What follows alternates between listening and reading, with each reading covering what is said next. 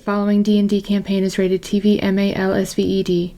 It contains strong language, sexual situations, violence, extreme nerdiness, and dramatic player characters. It is intended only for a mature audience. Viewer discretion is advised. Or the TVMA, here we go, will not play loudly at all. So let's try that again, the TVMA. Let's try it again. The following D&D campaign is rated TV MAL-SVED. Nope. It contains strong language, sexual like situations, violence, extreme nerdiness, and dramatic player characters. It is intended only for a mature audience. Viewer discretion is advised. All right, well. The following D&D... How about we not do that again? You guys want to see it again? Like 8 million times? 8 million times, TVMA. Yeah, we'll just do TVMA repeatedly, because why not? So thanks for joining us tonight, guys. Dan's feeling a little bit under the weather, so we're going to take Stormfall. Well, I'll just say Nana D is going to take Stormfall by surprise. So we'll go ahead and get started. So as you guys are standing, Aeronwen, you're standing by the, if I recall correctly, by the place where the rune was, inspecting it. And Galathor and Mortimer, you were just finishing a conversation with the little halfling woman as the rest of the group was departing. Caelynn, where were you? I think you were still standing off to the side, to the wall, by the wall. Yeah, I was standing off to the side. I think, just a few feet away from the group. Okay. So as the group, you watch them all depart. And just before they departed, you heard the Eladrin make a statement, and then the room starts to fill with a mist. It's calming. It's not anything that feels anything more than a gentle, cooling mist, while it is a little disheartening that there's mist coming out of nowhere. But as it fades, the only ones that are left in the room are the four of you. And then you hear a little bit of movement and shuffling of feet. And behind one of the tables, you start to see something bobbing up and down, like a bald head bobbing up and down, up and down. Who goes there? So are we in the same laboratory as before? It's just now us. It's just the four of you. Okay.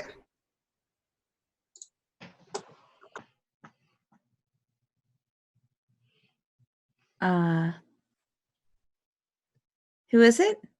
You start to hear like a distant sound of like music coming from somewhere, but you see this head bobbing up and down, just bobbing up and down. Like not nodding, just bobbing up and down. Yeah. Okay. It's like not doing bouncing. a headbanger, but No, just like it's like as if somebody was bouncing, but they seem to be very short, and you could just barely see the tip of a bald head coming up over the edge of the table. But you hear like the distant sound of bardic music playing somewhere.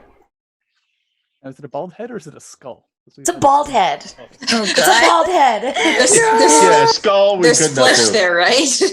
Definitely flesh. It's a skull. The mort will jump out the window. Nope. Nope. I'm at it. Caelynn will definitely probably at least put her hand on the hilt of her sword. Okay. I'll kind of step closer, like, what on earth? Trying to see what it is. All right. So as you step closer, Aeronwen, you see this little gnomish man. He's only about 3 feet, 3'2". And he's dancing. Have you ever seen the gnomish dance from World of Warcraft, the little male gnome dance? He's like, okay, so he's like really rolling his hips and he's got his fist kind of in the air, and every now and then you see him like smack at the air as if he's smacking on somebody's butt, and he just keeps dancing and he's just bouncing, and he looks at you with the biggest smile and he says, oh, hello. And he just keeps dancing. Hi. Can I join you? Oh, yes, that would be nice. Would you like to dance with me? Yeah. I start dancing. Okay. No idea what I'm doing, so she's just kind of like. So the three of you see Aeronwen dancing and talking to somebody or something. Can we not see the gnome as well? I mean, it depends on where you're standing. I mean, you could certainly look if you move a couple steps. Caelynn will probably take a few steps closer. Yeah, so you see this gnome. He's got a bald head, and from era to era, there's a single like patch of her that goes, and it's kind of like all like smattered. It's not like he's combed it; it's like sticking up all awkwardly, and it's lime green, Hera.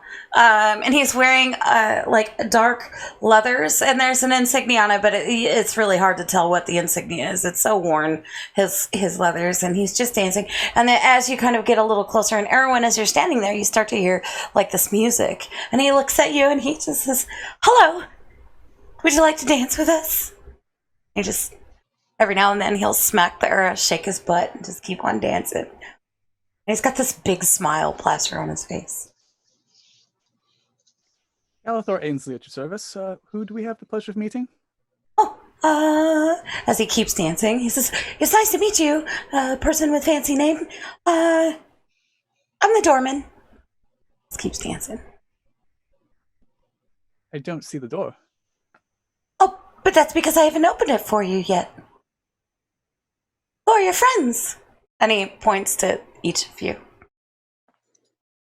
I'm Caelynn. Mortimer. Hello, Caelynn and Mortimer. And who is your lovely dancing friend? Aeronwen. Oh, it's so nice to meet you. I have come with a message. A message from who? And just as he says that, the door creaks open, and a little old lady with a cigarette in her mouth that looks very familiar to you pops her head out, and she says, can we go now? We have to hurry. Oh, another surprise. Wait, so maybe you can answer this, Kim. Did we see this persona with Imari when she was here? Did. Okay. You right. did. You literally just saw them leave. And now this woman's popping her head out. Absolutely.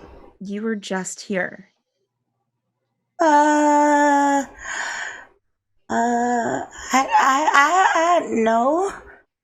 I wasn't. I don't even know what here is. I just know that, and she kind of looks over at the gnome, and the gnome shrugs and says, "I'm just the Doorman." And she looks back at you guys, and she just kind of beckons you, and says, "We have to make the muffins." I like muffins.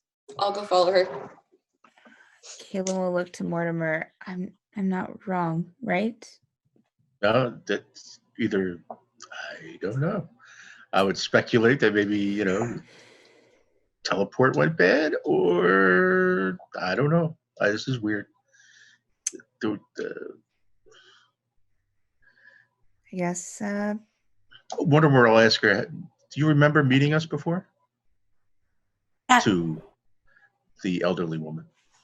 As you say that, she takes a thin item from her pouch in her apron and unfolds it, and you realize it looks like one of those floaty boats that you make out of paper, and she puts it on her head, and you realize it's like thin, very thin metal, and she puts it on her head. It's like a tinfoil hat she puts on her head and adjusts it, and she says, Now, I don't know about y'all, but I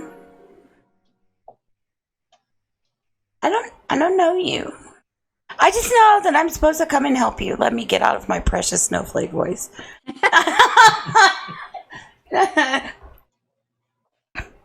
Now, don't act like one of them there Johnson boys. Come on, let's go. We don't have much time. They need our help. And we need to make battle muffins. Muffins. Yes, muffins of sugary goodness filled with happiness and love. And then, sometimes they have extra things, but we'll talk about that later. I'm going through the door because muffins. Where is there? I don't know, wherever the lady by the green door sends us. Caelynn will look over to Mortimer and just shrug and just follow Aeronwen. Well, if Aeronwen went. It's like the die is cast. Pardon the pun.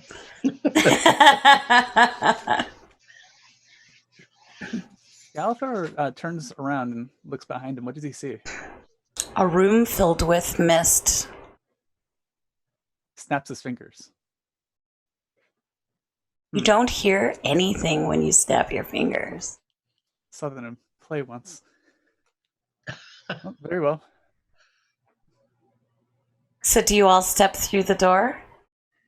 Mm-hmm. Sure. Okay. Yeah. As you guys all step through the door, the Doorman, the little gnome, does a last little wiggle shake for Aeronwen, and then waves and says, "Have fun." And as soon as you all enter, the old lady closes the door behind you.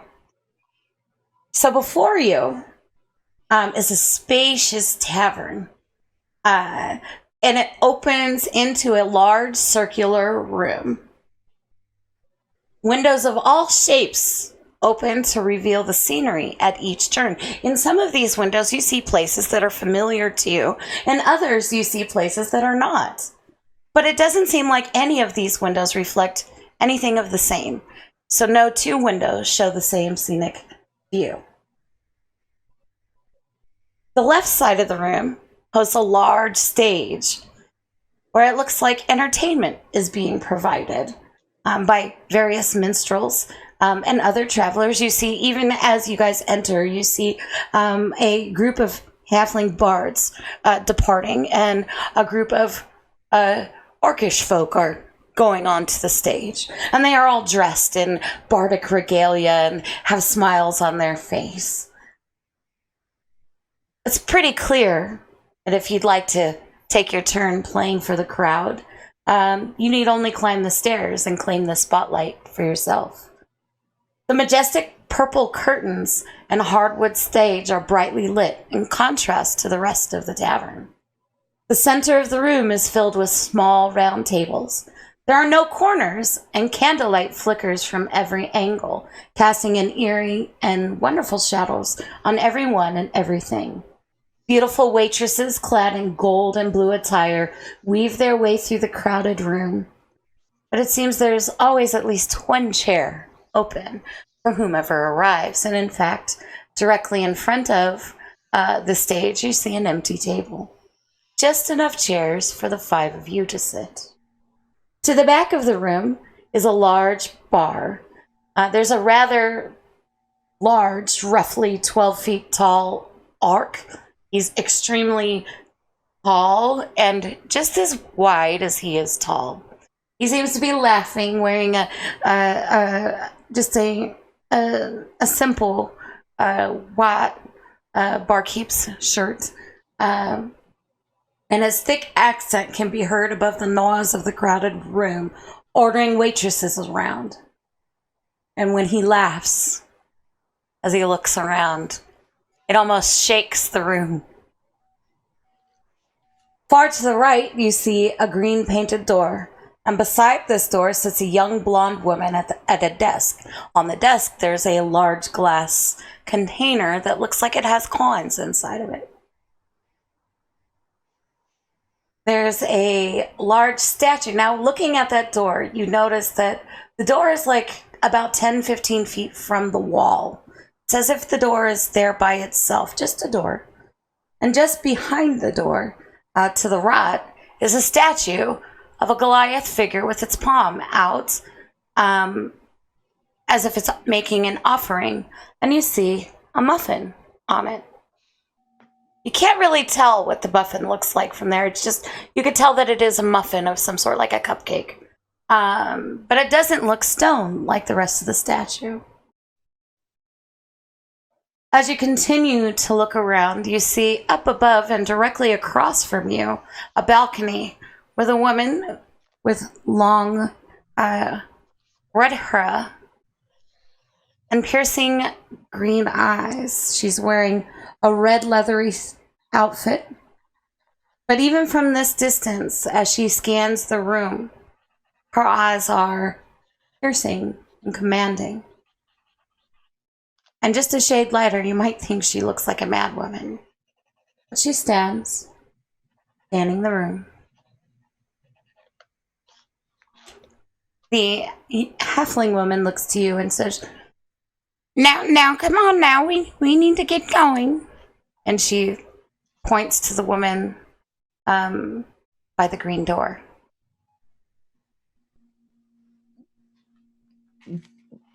What are we doing? We have to make the battle muffins. What is this place? It's the Traveler's Haven.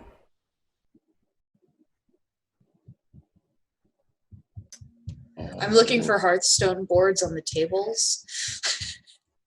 You see some tables that do have like chessboards and cards. You see some people playing dice, and you also see like there's one table that's not very far from you guys, where there's like a map, and you see like little figurines and people with a bunch of dice and papers. Get out! Get out! I've never seen that game before. Oh, that game, isn't it called Bunions and Flagons? Yeah, you know it. You know it. Oh, that's amazing. I thought I was. Yep. So we need to go make the battle muffins. Okay. What race did you say the redheaded woman on the stage was with the green eyes? From where you're standing, she has cream-colored skin, but you know, it's kind of hard to tell. She looks to be a half-elf of some sort, possibly. Gotcha. Who is that? The old lady looks at you, and she doesn't turn her head. And she says, I don't know what you're talking about. You said she was on the stage, Kim? She's on a balcony above On a balcony, okay. And she'll point up to the lady. Do you look at her when you point? Yeah. As you do, you see the woman on the balcony turn, face you, and give you a smirk. And then turn and disappear behind some curtains. And then the little halfling lady looks up and says, I don't see anybody. Now come on now. We don't have much time. We have to hurry. Is that we don't need to get to know folks here. This is not the place. We need to get where we need to go. But I mean, if you want to look around, Nana don't have. I'm Nana Deirdre Murphy. You can call me Nana D. And I'm a baker. And you may have heard of my column, dear Nana. People write to me all the time, and I give advice. Oh, I have. Oh yeah? Do you like my advice? I give really good advice. I haven't received advice. You should, maybe you should write me. Or if you want to ask me advice, I'm happy to give you advice. Free of charge. I don't charge for advice. We're saying all this as we're following her to the door. Oh, okay, you guys are walking towards the door. Okay. I don't need any advice right now, but thank you. You're welcome. See, what about you? Do you need advice? She'll look at you, Mortimer. Not at the moment. Maybe. He looks at Kim like, "You've heard of this article? When do you have time to read articles?" Do you say anything out loud? Or you just no, he's just wondering that to himself. Like, okay, do I know okay, you? okay. Who is this kid? Do we really know Caelynn? Yeah. Hey, she has a library. No one says it doesn't come with like subscriptions. Subscriptions, yeah.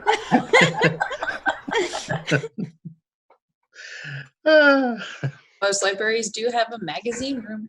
There Exactly. it is. Periodicals. Yeah, exactly. Yeah. They might be Magazines, like newspapers. a year old, but you know, it's still a thing. It's there. I've been writing for a long time. Peepaw told me that I will be a good writer, and he always said that I should write. I will get out of my precious snowflake voice. Eventually, I apologize. You're working on it. I am. Who's Peepaw? Oh, Peepaw is and she'll look really, for a moment. For just a moment, she looks at you, and she pulls another cigarette out of her lady pouch and lights it up and takes a puff, but very respectfully blows it in the opposite direction of the rest of you. And she says, you know, them Johnson boys, you know, Peepaw is my husband. Mm-hmm. Okay. We have 37 childrens. That's a lot. Yeah, it's just a few. We have Bobbert, and then we had Lil D, and we have and then she starts listing off like random names, and sometimes she says like instead of names she'll say like wall or table lamp or couch. Caelynn's going to speak to Mortimer's mind. Someone was busy. I'll reply back in his mind. No wonder she can't make any muffins. So where are these muffins that you need help with? Oh, yeah, the lady over there. And as you guys start to approach, the woman stands up, the lady by the door, and she looks at you guys and says, "Oh, I've been waiting for you." Who are you? Sorry. Oh, I never said. But Nana, are these the ones? And but isn't that the Johnson boys? So I don't know what the holdup is. And you gonna open the door so we can make the muffins, or you just go? It's time is a wasted. We need to make people smile. It's time for people to smile.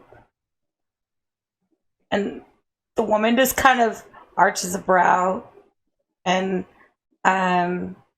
looks at you guys like and shrugs. Are you ready? Sure. Sure. I like cooking and baking. This is fun. Let's go make some muffins. Battle muffins? Battle muffins. Battle muffins.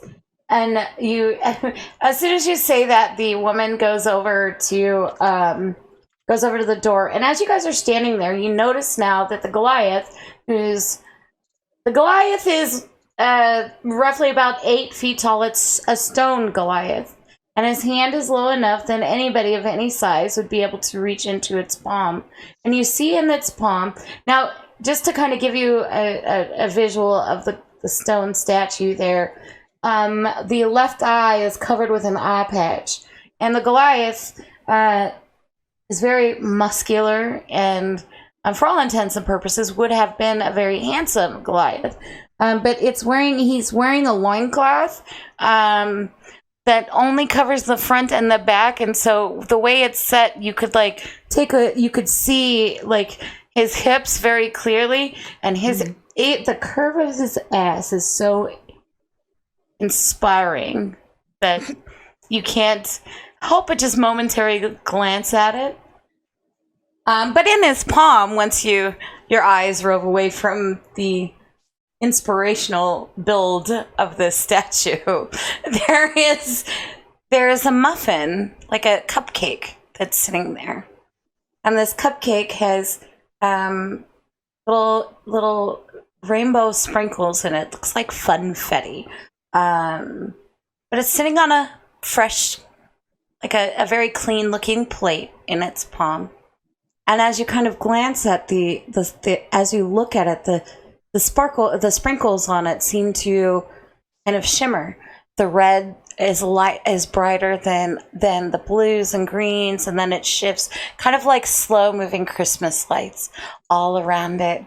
And you watch as the halfling woman walks over, takes the muffin from his palm, and starts to eat it. And no sooner does she take it, does another appear. That's Delicious? not natural. Oh no,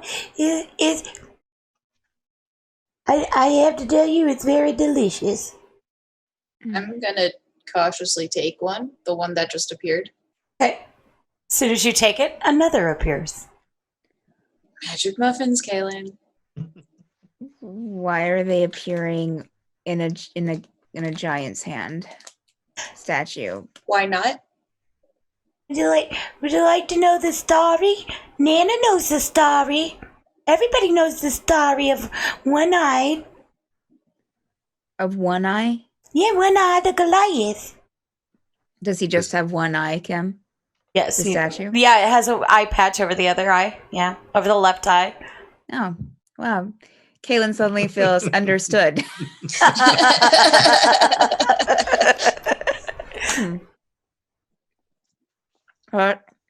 Sorry, how did he lose his eye? Well, but I don't know about that, but I do know why he's like this. He protected the Traveler's Haven from a Bexilisk, a Sycabas. Somebody From a succubus? A Sycabas, you know, one of them giant kitties that turns you to stone. Basilisk? Yeah, that's what I said, a Sycabas. Right. I said a Sycabas. What will say? So it wasn't a tragic baking accident. Oh no! He saved the entire Traveler's Haven, and he is here just as he turned to stone, protecting everybody. And so, Chef the cook, cook the chef. They make muffins, because that was his favorite, funfetti muffins. They're perfectly fine. And she takes a big bite and just chews it. Why do they keep appearing? Because it's a magic plate. Cook the chef.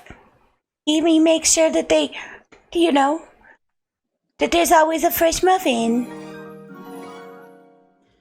And would I know, or would I have a hunch if we eat or drink anything here, if we would get stuck here?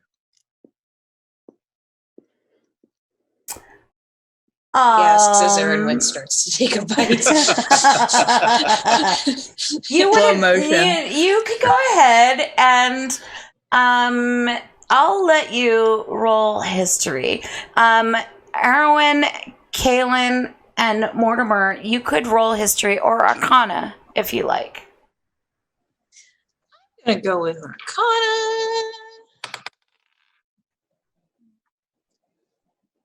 15 Arcana. Okay. 30-20. Nice. 20 total. Nice. What'd you get, Steph? 24 total. Nice. So we're all over that. Yeah, you guys are all on it. So as you kind of sit there and think for a moment, looking between this Goliath and this muffin and kind of taking in your surroundings, you think you might have heard rumors or read something somewhere about a tavern that, like, it's everywhere and nowhere. And it appears when people need to accomplish a goal. It's kind of a rumor because nobody knows exactly where it might be really within National Anar. But it's definitely a place where people who are invited to accomplish something are able to visit for a time. But nothing that you eat or drink here is detrimental, unless, of course, you order or drink something that is detrimental to you. There's a good one from the garage. But if you do, Are there any other patrons here? oh yeah, there's hundreds of people. You see people of all kinds of, all shapes and sizes, all races, and from just about every walk of life. You see, in fact, you see some folks that are there. They look like they might be royalty or at least a noble of some sort talking to peasants, and they all seem to be smiling. There's nobody here that seems to be arguing at all. Seems like a very jovial place. But Aeronwen, as you take a bite of the muffin, it tastes really, really good. And it's just simply a muffin.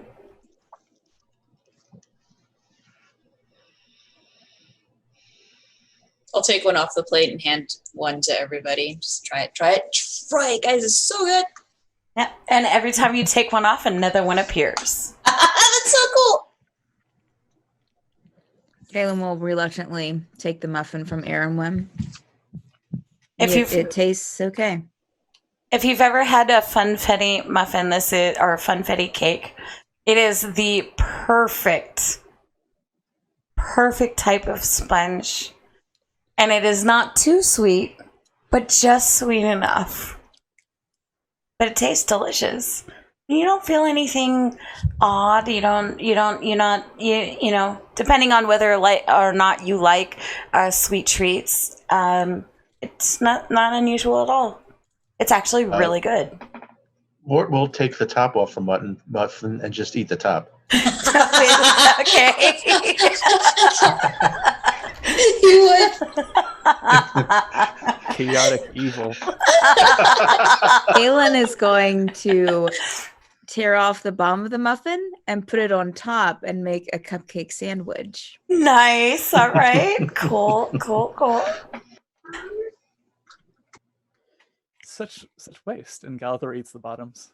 Nice. I know she's eating the bottom. She just puts it on top of the icing. So as you guys are doing this, the woman,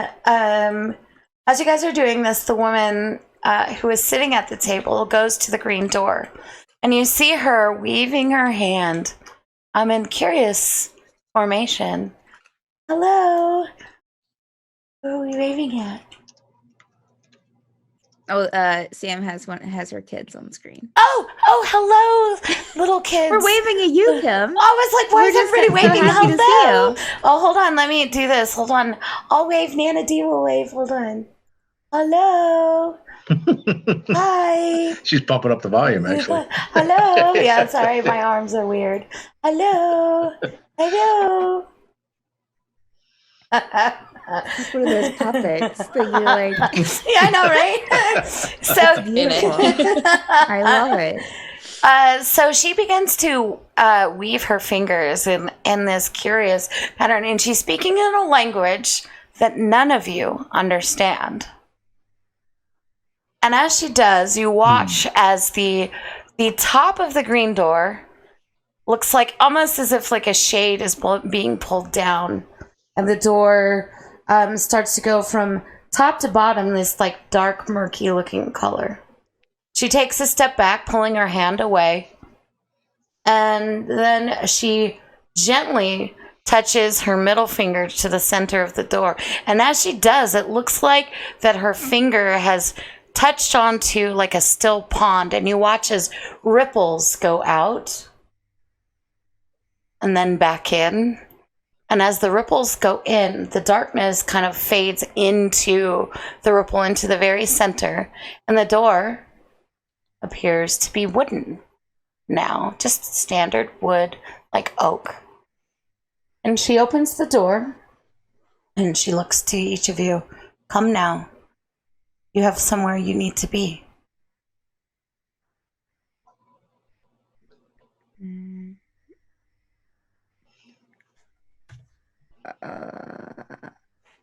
Insight check. All right, go ahead. There you go. Oh, I forgot how horrible Caelynn's insight is. That's an 8. She seems to be very sincere that she's not trying to deceive you in any kind of way. Would anybody else like to roll insight? Sure. Why not? Let's see. Insight. Oh, great. I have a +6. I rolled a 7. Wow. She's a lady and she looks kind of nice and she hasn't been rude. Surely she wouldn't be lying to you. Okay. Caelynn will go through. Okay. Mort will head towards the door, but first I'll grab another muffin. And as you do, another muffin appears instantly. I'm so tempted to do the cartoon thing. Do the Bugs Bunny, start grabbing like 20 muffins just to see if they just keep coming back. Can I break this machine? You definitely could try. You certainly can try. Absolutely. No, I'm not going to try it. All right. Galathor. Yeah, Galathor proceeds through. All right. We'll assume that Aeronwen does as well. Yes. Okay. So as you go through the door, Nana follows behind you and she shuts the door. And as soon as she shuts the door, like you're in a room and it's quiet, but it almost looks like you've now entered like a closet space of some sort. But it's large enough that it's almost the same size of the room that you guys were in the tower. Only on the walls you see like shelving, and there's large sacks of flour. There's different types of sugar. There's little candy bits and all kinds of things that you would use to bake with. And the halfling woman, excuse me, and she kind of weaves between you guys and opens the door. And when she does, it opens into a large kitchen. This is the biggest kitchen you've probably seen. There's various types of interesting looking ovens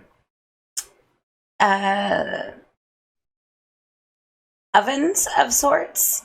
There's you see pans hanging from the above an island, like cast iron skillets and baking pans, and they all seem to be hooked on this rack that's hanging. And you see several muffin tins laid out, and some mixing bowls, and then off to the side, you see another table that looks like an alchemy table. And then there's some ingredients of all kinds.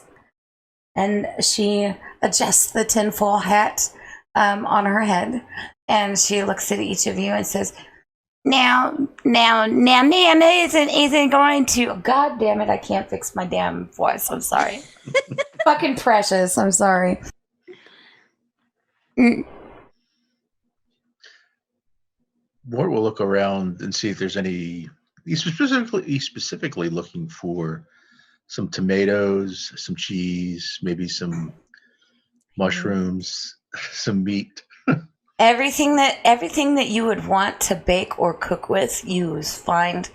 You'll find, like, you'll see there's like a doorway to another room, and it's a cooler room, like a cold cellar room. And there's various kinds of meat, and there's just all sorts of different anything that you could want in a kitchen.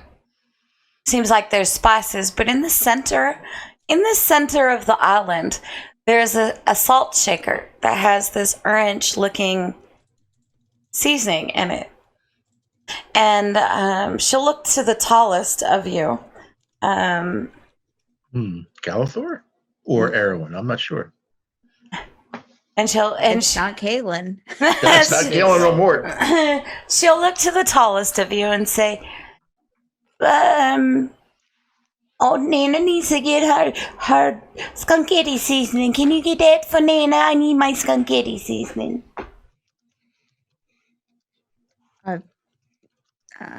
Sure, Galathor obliges.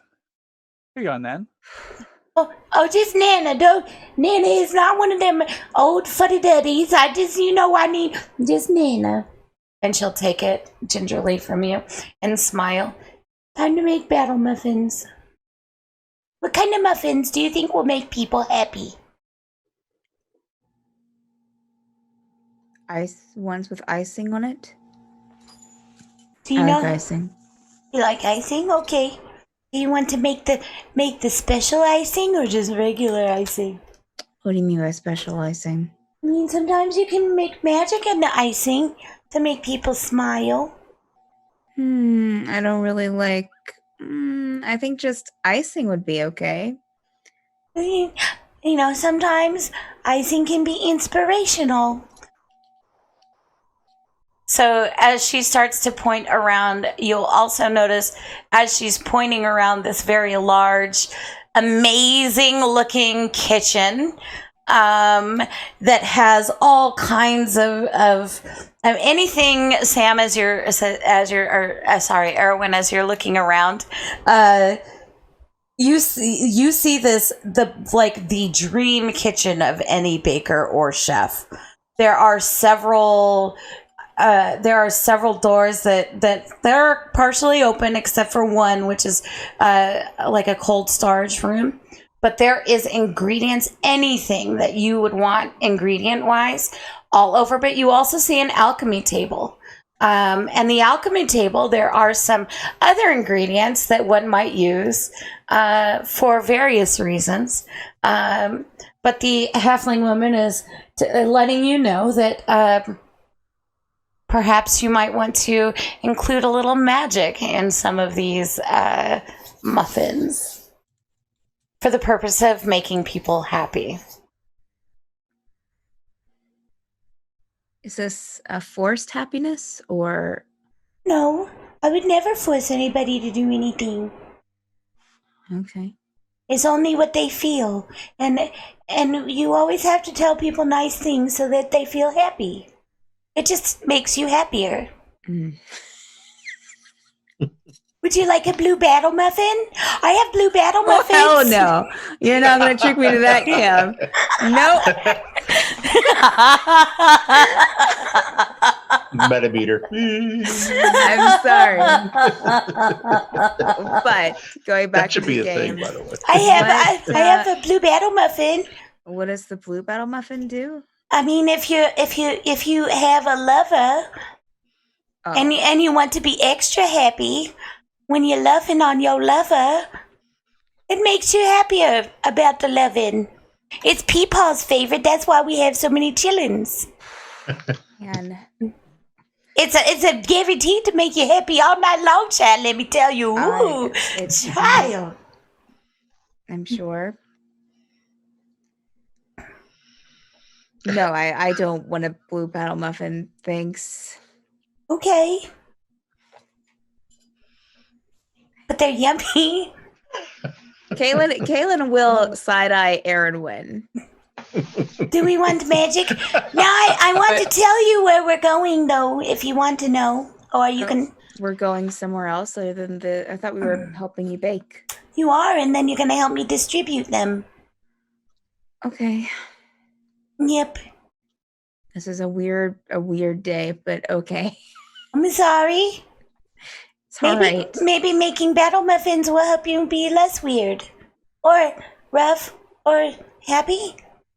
I like to make people happy. I like to make people smile. And this world is so dark, don't you agree? It's a nice gesture. Sometimes it's nice to just be nice. That it is. So, anything you want to make, I might want to suggest that some of the battle muffins you make be not so nice, but only if you want to, because sometimes there's people that need, that aren't very nice, and they need. But I will teach you one recipe. The rest is up to you. Do you have chocolate muffins? Of course I do. Yeah. I have the chocolate, double chocolate, fudgy chocolate muffins. There's more than one kind of chocolate. Oh yeah, there's like 17,000 times. And she'll start counting on her fingers, and she'll I'll take say, all this together. Yeah. "Yeah, we make a, yeah." Yes, chocolate. All the chocolates, chocolate. Do you want dark chocolate or light chocolate or medium chocolate or fudgy brown light chocolate? All of it. Yes. Oh, I like you. And she'll look to you, Galathor, and say, "What kind of muffin do you want to make?" Ooh, I think I might follow in Mort's footsteps and make a savory muffin. Okay, do you want to add any special properties? She's Out of looking character, up. Kim. This Yes. is totally the wrong character to have played for this scenario, but I'm going to roll with it. Okay. Can we just swap you out for Felix really quick? if you want to swap out for Felix, we can. No, it's totally Yeah. fine. Yeah. Or he just walks in. Would you like Felix to walk in? No, it's totally cool. I was just joking. Okay. Randomly. Random Felix. Just why not? Just Wild random. Felix appears. Damn, Felix. Nacho. Felix, quiet. Little D, be quiet. Nana's busy. What sort of special properties were you thinking? Whatever you want. I want some of my muffins to explode in a massive arc of lightning. Oh, I like you a lot, Odin. Oh, Chad, you and Nana gonna get along just fine. I have these rage muffins, and they're amazing. And whatever recipe you want me to teach you, perhaps you won't forget when you leave. Excellent. But you can only learn one special recipe. But you can make it just a simple savory muffin or a simple not Nana D voice, but precious snowflake. Sorry guys. You can make it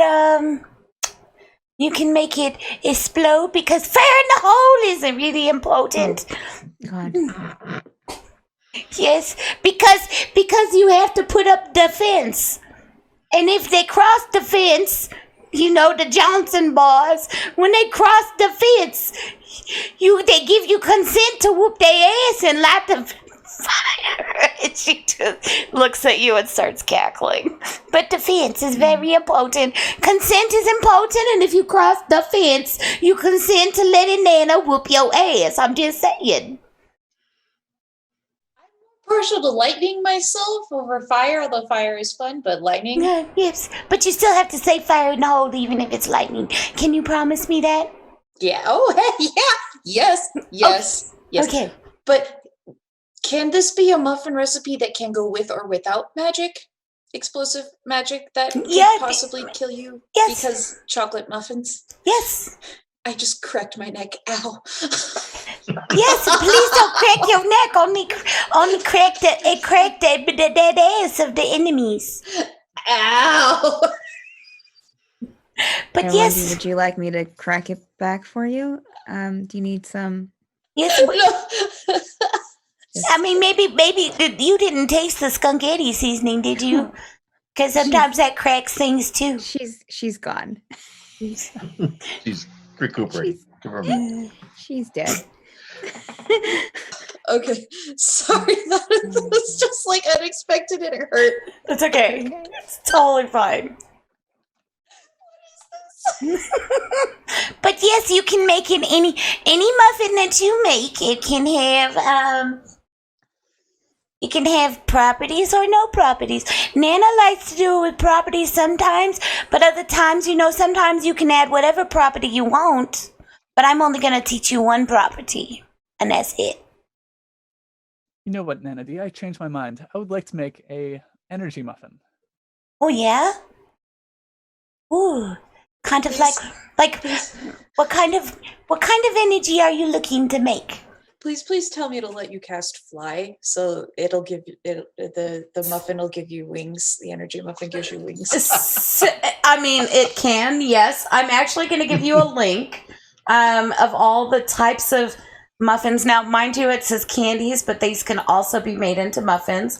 So just give me a second to give you the link to suck it and see. Mm-hmm. Yeah, I have that link. There you go. So you can make any of those. There's a blur one that allows you to blur. There is one that allows you to fly. For this instance, Ed, I will let you make one that allows you to be full of energy with wings. That sounds great. I know, I'm coming up with my own. I'm telling you. Mm-hmm. So you get to make one battle muffin each, and then we have to go give them. Now, sometimes they can have properties, and sometimes they don't have properties. But just so you know, properties are interchangeable. But I'm only going to show you how to do it one time. Whatever properties you add to it is your own. You'll have to figure it out from there.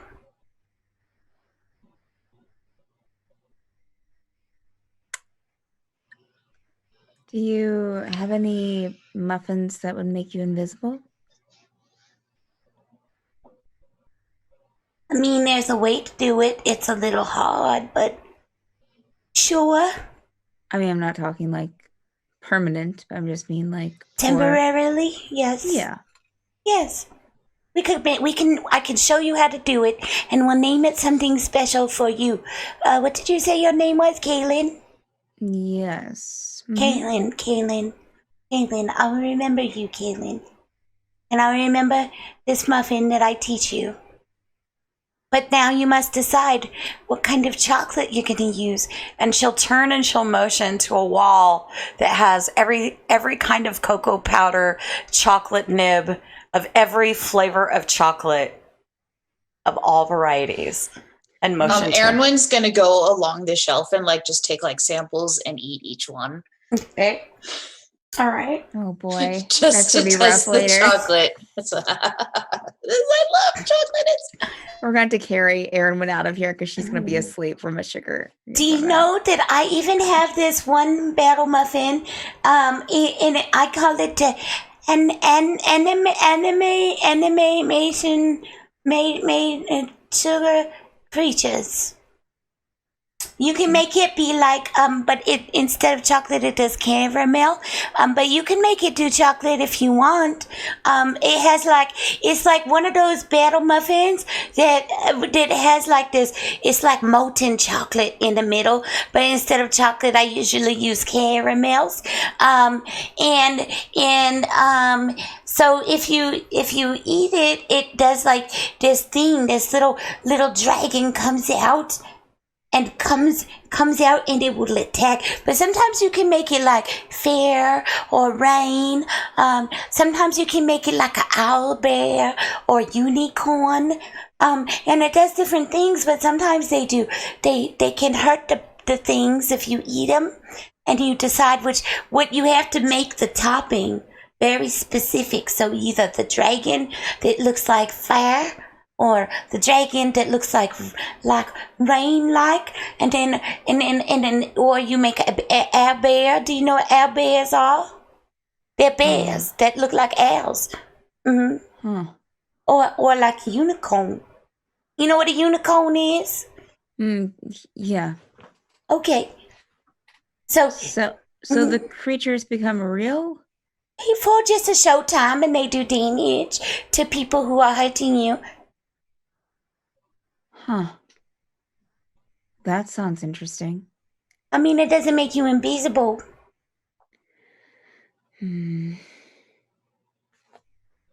But if you want to be invisible, you could.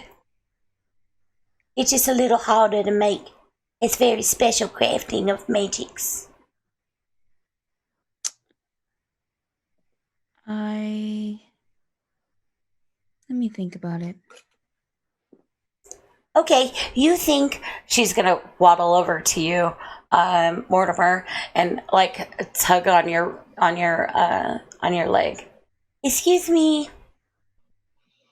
I think she and they're probably the same my height. You're my height. He's a gnome too. He's a deep gnome, 3 feet 2 inches tall. Put your hand on my shoulder. Yeah, she'll put her hand on your shoulder and say, "Excuse me." Hello. I think I have an idea. It's not so much a muffin. Okay. So it's a much lighter dough, not heavy. Do you have any? It's sort of like a salami, but some people call it pepperoni. Oh yeah, the skunketti ronies. That'll work. Yeah, skunketti ronies. I have the seasoning right here, and she'll show you this salt shaker that has like this orange-looking seasoning. It almost looks like Lowry's. And she'll shake it. Yes, the skunketti ronies. Okay. There's some right there, and she'll like push open the door and point to where there's some pepperoni sausages already hanging. All right. We'll cut some thin slices. Look to Aeronwen and says, "I have an idea." And he, instead of the big round or square dough, he's going to make, I would say, 10-inch by 6-inch rectangles. Okay. And then he's going to put down, in time, he will put down tomato sauce, cheese, and pepperoni and roll it up into a pocket. Awesome. And I would like to add, let's see, what kind of thing would I like? How about enhancing perception? So it would be a pepperoni pizza pocket of perception. Oh, but you don't want anybody to know what it really does. So you have to come up with a really special name, like, let's see. I thought that was pretty special. I mean, it's very special, but you don't want nobody to know if you tell them the whole name, what's going on. Okay. You know, you wanted to keep that a secret. You always want your recipes to be a secret. You don't want to give too much away. But, you know, you can instill enough magic in it that it will allow perception to be a little more enhanced for about an hour. That's the most you could put in it. All right. I will work on the name. Yes. Make sure you need the dough. Than this recipe. They need the dough really good dough, but you don't want it. And I have a special thing. And she'll go over to this, like this cupboard, and she'll open it, and it's really deep. You didn't realize how deep it was, but she pulls out this long wooden handle that has like the perfect size of what you're doing to put the dough on, and then she'll kind of stumble a little bit because it's bigger than, you know, she'll can you help me pick this up? Sure, I'll give her a hand. Okay. And so she'll carry it over to the workstation that you're starting to get things gathered for, and then she'll point over to you'll see like a pizza oven that's already got fire in it, and she'll point and she'll say, "You need to make sure that you watch it for at least 10 to 13 minutes. And I have this," and she'll show you like this little sand, like a little hourglass, and she'll say, "Turn this over one time, and it should be good." Okay, then I'll get to work. Okay, and then she'll go over to you, Galathor, and say, "So, what are you planning?" Coffee. Do you have coffee? Oh, of course. I am Nana D. I am the connoisseur of coffees, especially the iced coffees, the fancy iced coffees, and they have, like, ice of coffee, of flavors, of all kinds. But yes, I have lots of coffees.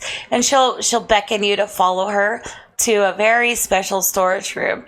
And inside there's teas of all sorts. Some bagged, some loose, and various jars of coffee beans. And you can smell like a heavy scent of all of these. Some of them are spicy, some of them are sweet, but there's all kinds of coffee beans in there. And she'll say, take your pick. Galathor's gonna look for something really dark and roasty, kind of like almost a French roast. Okay. So you'll find like the darker ones are up a little higher. But you as how tall are you? 6'3". Oh yeah, you could easily grab this. She would have to get a ladder for that, but you could definitely grab it. And as you kind of smell it, it's very, very pungent, and you can tell just by the scent that it is very, very much like the best caffeination you're gonna get. Caelynn, could you help me grind this? Sure. She will help. While you guys are doing that, she's gonna look casually over her shoulder to all of the cooking utensils and kind of giggle as she sees there's a coffee grinder on the counter, but she's not gonna say anything. And she'll just kind of smile and say, "Let me know when you're done." And she'll go back out and she'll go over to the chocolate wall where Aeronwen is munching on the various chocolates, and she'll like tap you on the calf and say, "Are you finding everything okay?" This is so good. Did we die? Because I'm pretty sure I'm in the celestial plane. No, this is my kitchen. Your kitchen's pretty freaking amazing. Thank you. You shouldn't maybe save some chocolate for the muffins, though. That's a good point. Yep. Have you decided which chocolates you're going to make? This one, that one. Oh, that one was really good. And that one. And that one and that one. And that one. Okay, well, I'm gonna go sit over there. If you can give me a hand, and she'll hold her arms up as if she wants you to pick her up. Can you put me on the counter so I can just watch? Sure. Just kind of. just go ahead. Go ahead. So I want to make meta talk. I want to make muffins that will like explode into a chain lightning, if possible. I do have that spell, if that makes a difference. No, it's totally fine. Oh, sorry. It's fine. Finish my crow's umbrella here. Sorry. Yeah, it's totally fine. You guys hear a dog barking somewhere in the distance. But you'll, yeah, it's totally possible. But she'll have to show you the magic. You have to make the muffins first. You'd want to do something that has like a molten lava center for that.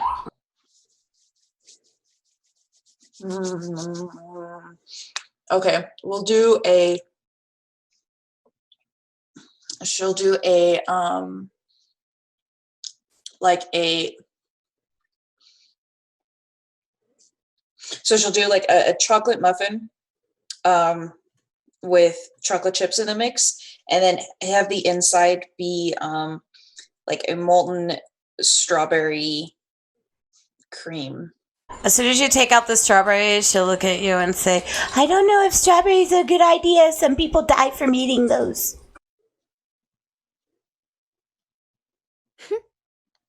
Isn't that the point of making a muffin that explodes?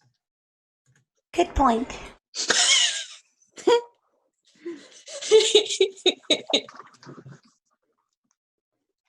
Are these strawberries okay? Can I try to? I mean, I guess I'm allergic to them. They make me want to. They make my throat close, so Nana does not eat them. Well, that's a problem. And then I didn't, yeah. Means you can have all the strawberries. Yeah, strawberry or orange? Oranges are yummy. I love oranges. Orange is closer to my scales, huh? She's bronze scaled dragon. She nods emphatically. Yes, it matches you very well. Yeah, let's go with orange. She'll eat a couple more strawberries and then go for the oranges. Start making that. All right. It's the great Astralenor baking show. That's right. Nice. Dan, that's canon. Felix is the judge. Caelynn will step up to Nana D. So actually I was thinking, can we make a muffin that has the Thunderstep spell? I'm going off of the Thunderstep thins. Yeah. I mean, yes, of course. I mean, that's actually not as complicated, but in order to do that, she's got to look around. Yeah, we're gonna need to make sure that nobody else has any battle muffins in, because sometimes when you put the muffins in the oven, and when we're doing when we're adding that, and sometimes they'll fall.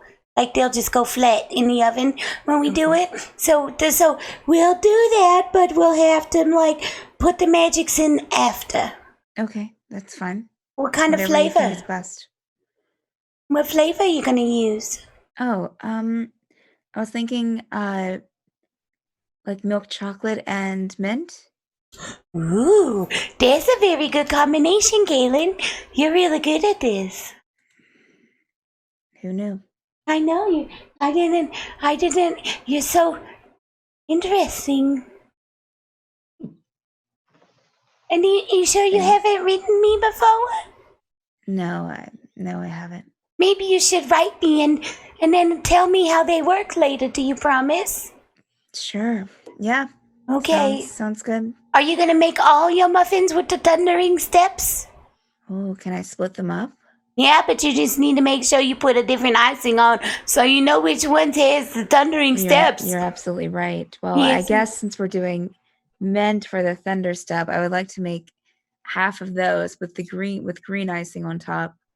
And maybe the other half, if we can do some with the going off with the blurberry suckers, with the blur spell. Okay, that's fine. But can I make a suggestion? Sure. Be very careful about the color green you choose. Some green ones are poisons, and you don't like poisons in your Okay, food, so right? we won't do that green, but we'll do a different green. Like a bluish green? Yes. Perfect. Yes, that's totally doable. And then for the blurberry sucker, we'll do blue. Okay. That dark blue or light blue? Dark blue. Okay, that's good, because the darker the blue, the more potent it is. But Perfect. you didn't hear that from me, Nana. Nana doesn't kiss and tell. No bake and tell. Oh, okay. Nana's not a bake and tell kind of person. But absolutely. So go ahead and she'll go to the counter, and she'll pull out this book. This really thick book of recipes. And on it says, there's a picture of a human male, a very handsome, and then a very younger version of Nana D, who's about 3 feet shorter than this human male. And they seem to be looking at each other, and on it is, it almost looks like the image was obviously sketched, but it looks like one would see at like a wedding, right? And on it, there's like a big heart that says Nana D recipe for love. And then on the end, it'll say, yours, Peepaw. And she'll open it up, and inside there's all of these recipes. And some are written in common, some are halfling, some are in this weird language. And she like flips through them, and she pulls out like a little card off of one of the pages and hands it to you. And then she takes another and hands it to you, and both of them are recipes for the kind that you're wanting to make. Thank you. Yep. I want those back, though, okay? Oh, of course. You can copy them down so that you can make them later. Okay. Mm-hmm. Thank you. I'll get to her. She'll start gathering like ingredients and stuff. Okay. She'll grab a couple more cards, and she'll go over to you, Galathor, and hand you one. For specific to the type of energy you're wanting in your creation. And she'll do the same for you, Mortimer. And then Aeronwen, she comes over to you and she has 3 cards. And it has with the strawberries, with the orange, and then one with winter berries. It only says winter berries. Let me see. Aeronwen lived somewhere fairly far up north, so she would know what sort of berries grew in the winter. And it would be the most rare for the region that she's from.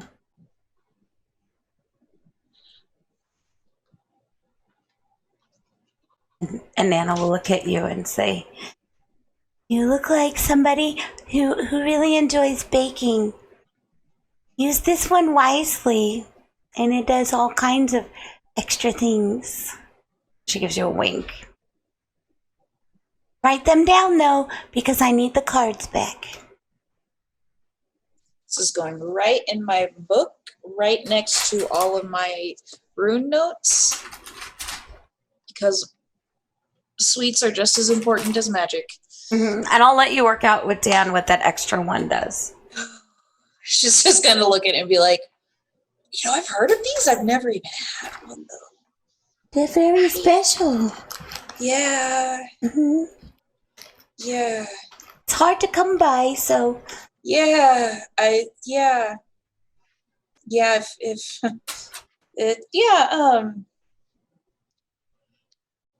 My family are farmers here up north where these berries grow, and we were lucky if we found, a handful ever.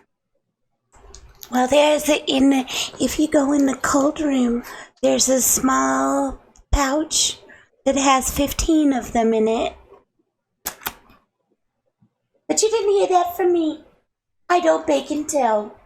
And she'll wander off. She'll kind of like sidestep her way into the fridge. And you find it easily. It's kind of hidden behind the other berries, but you find the pouch easily. And when you open the pouch, you realize that there's something different about this pouch. Because as you stick your fingers in, the pouch is still colder. It's like a bag of holding, but cold. Yes, it's a bag of holding. Mm-hmm. Okay, she'll try one. Oh, it is. Just like, yes. Oh, yes. It tastes like home. Mm-hmm. And she'll go back out and start to bake. Okay. So go ahead, Mortimer. After the 13 minutes, Mort will pull the pocket out of the oven. He will take a bite and immediately drop it and start waving in front of his mouth. And he'll quick take out a notepad, write some more notes, and in about 10 minutes later, after his mouth cools down, he will come to you and says, "Well, I have discovered something." And they will have to work in the numbers. But I think when you eat this pocket, you roll a d20. Okay. And if you roll 1 to 5, you suffer a burnt roof to your mouth. Fair enough. And you suffer a penalty to persuasion and intimidation, obviously, because you can't talk. Right. But if you roll a natural 20 for showing the perfect patience, You should get maybe, I was thinking Arcana and History, because you were patient to eat it just at the right temperature. So you get perception and... Maybe just one, yeah. We'll go with Perception survival. Perception and survival. That's good. Yeah. Perception and survival for the perception is an hour, survival is a half hour. Because it's a bonus. Right. Survival only if you roll the 20. Natural 20, yeah. Right. But anything over a 5, you get the perception bonus. Yes, for an hour. Mm-hmm. And I'm going to go with chat, and I agree. It's a peeping pocket. A peeping pocket? Nice. A peeping pocket. All right. Yeah, if you don't mind DMing me that, maybe I'll add that to Nana D's repertoire as well. All right. All right, Galathor, what you got going on? As the coffee is brewing, Galathor is going to take some ginseng and pulverize it with a mortar and pestle. Uh-huh. He's also going to grab some brown sugar and some cranberries. Mm-hmm. And then he's going to shout out to the group. Is it wet ingredients into the dry or dry into the wet? Always dry in the wet. Wet into the dry. Mm-hmm. That's what I said. Yeah, you make right. That is real life, right? Wet into the dry. Okay. Yeah, it is. It's like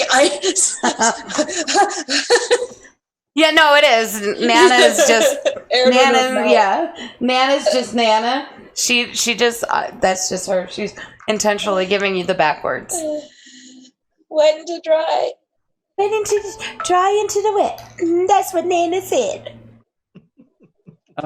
Felix is gonna. Well, I'm gonna roll for This is the kitchen, Nana, not the bedroom. Oh, that's right. Oh, I'm so sorry. Yes, that's right. That's right. I'm sorry. I'm so sorry. Entirely different kind of cooking.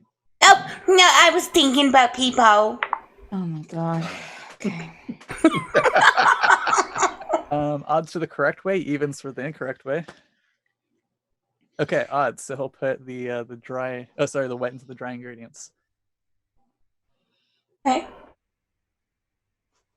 Either way, you managed to get it done the way that you expected, whether it was the right way or the wrong way, with, seeing everybody cooking around you and preparing everything.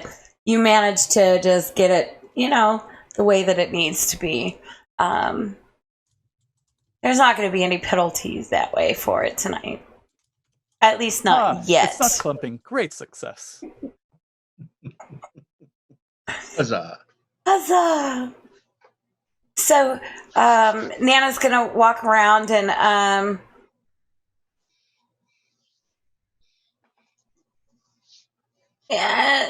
say, "Is everybody ready for the magic?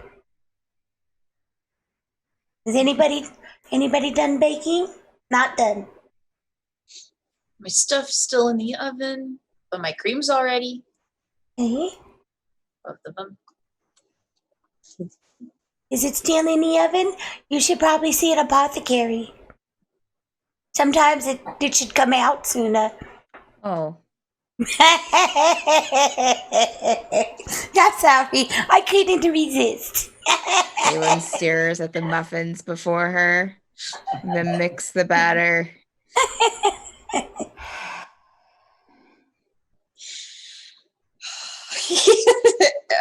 Yeah. Aeronwen will do her best not to look at Galathor because her face is extremely red, and she'll kind of just impatiently stare in the oven and just wait for everything to finish. Mm-hmm.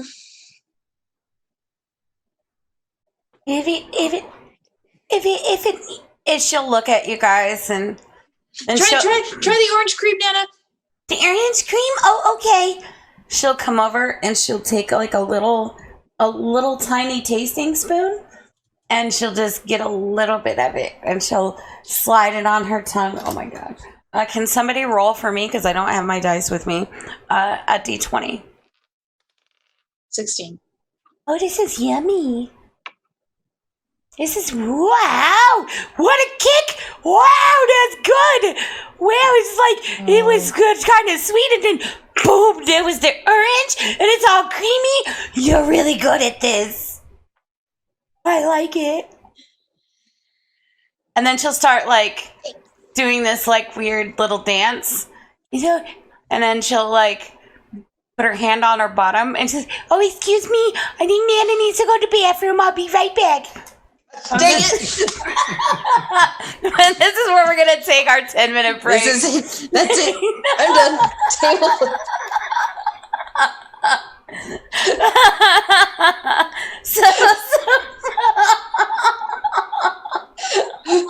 We killed Kieran. So we're gonna take a quick 10-minute break. Oh Jesus! Bananas! Stop barking, Busy. Man, little D, shut up. So we're gonna take a quick 10-minute break. She wants to go pee outside. We're going to take a quick 10-minute bio break and we'll be back then.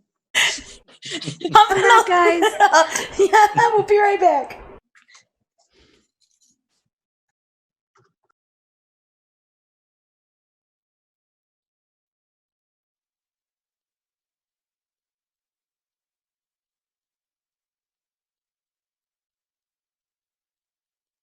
Land of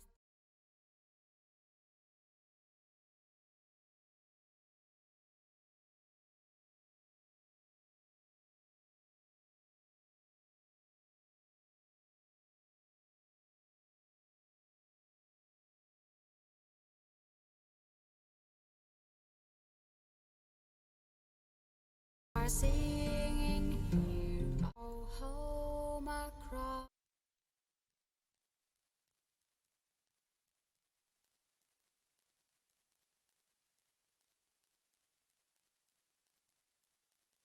Land of bear and land of eagle, land that gave us birth and blessing, land that called us ever homewards. We will go home across the mountain. We will go home, we will go home, we will go home across the mountain. We will go home, we will go home, we will go home across the mountain. Land of freedom, land of heroes, land that gave us hope and memories. Here are singing, here are longing. We will go home across the mountain. We will go home, we will go home, we will go home across the mountains. We will go home, we will go home, we will go home across the mountains.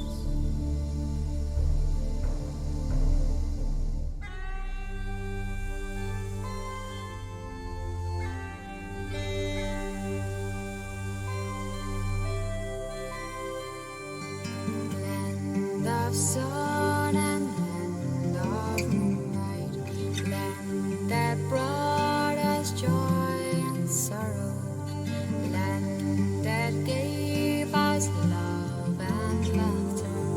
We will go home across the mountain. We will go home, we will go home, we will go home across the mountains. We will go home, we will go home, we will go home across the mountains. When the land is there before us, we have gone home across the mountains.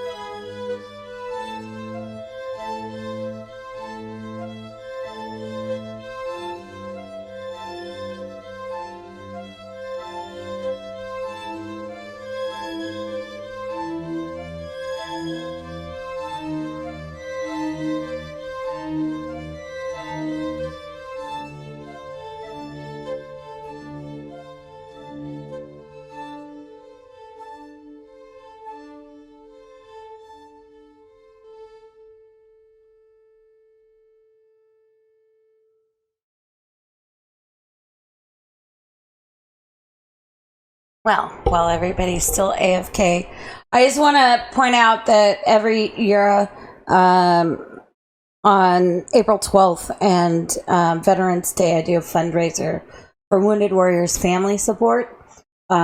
This year is every April I do Natural 20 12 Days of Giving. And today is day 10. On Sunday, April 12th, at 10 a.m. Eastern, I will be doing a one-shot on my own channel with some players that you may be familiar with. But the one-shot is specifically to focus on the mission of Wounded Warriors Family Support. I do want to clarify that Wounded Warriors Family Support and the Wounded Warriors Project are two very separate charities and run by two different entities. But Wounded Warriors Family Support mission is to provide support for the families of those who have been wounded, injured, or killed during combat operations. I do want to give you a disclaimer that Sunday's one shot will hit people in the feels. It is intended to be that way. But do stop by. There are going to be some great giveaways as well as an opportunity to help out this great charity. It is something that's very close, near and dear to my heart, as I am a widow of someone that was in the military.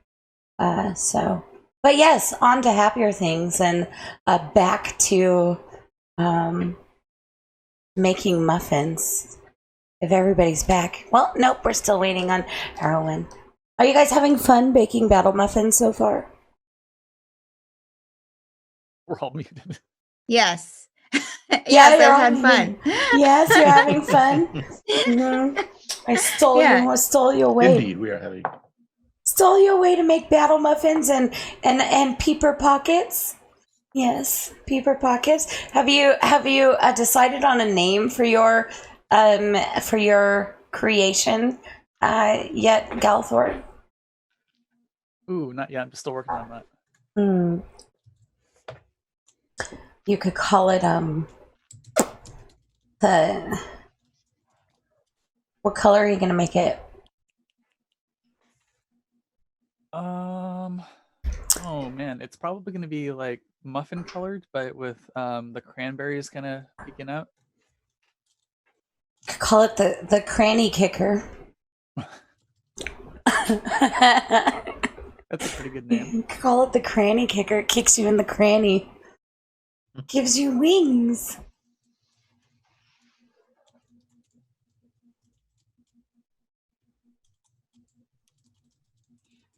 Mm-hmm. But again, you guys get to keep one recipe and work with Dan on getting that, recreating it and how well you do. But only one recipe. But you can make these without the magical properties at any time. But yes. So make sure you're writing down your recipes and what you want for them. Absolutely. I just sent you a private message in Zoom, Kim. Oh, did you?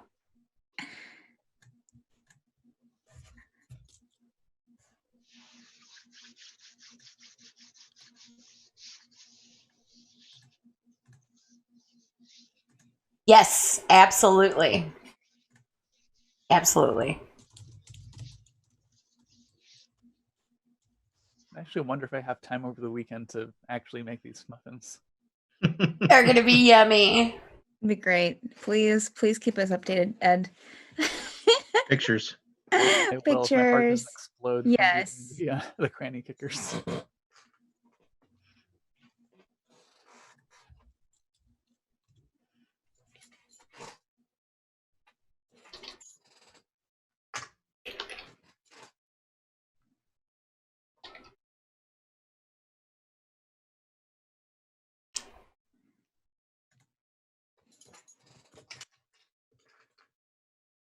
I'm super excited. Are you guys having fun?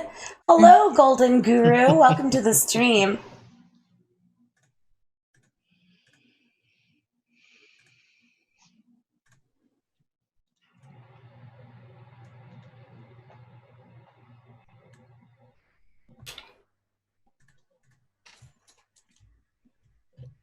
How much reduced coffee do you guys reckon is too much in a muffin?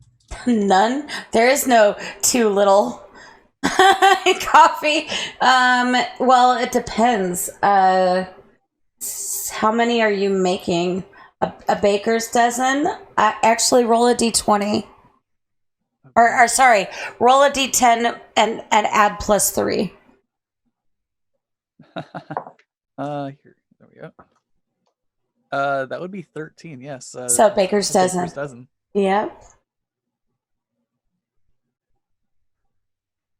It's like 2 muffin tins plus somehow a a singular muffin. I had extra batter. That's what it was. Extra batter.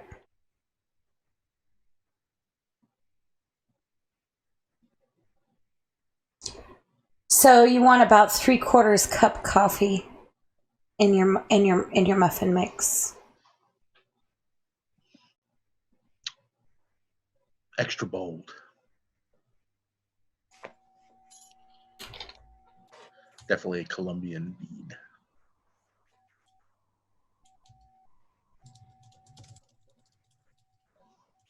I don't always drink coffee, but when I do, I eat it. God.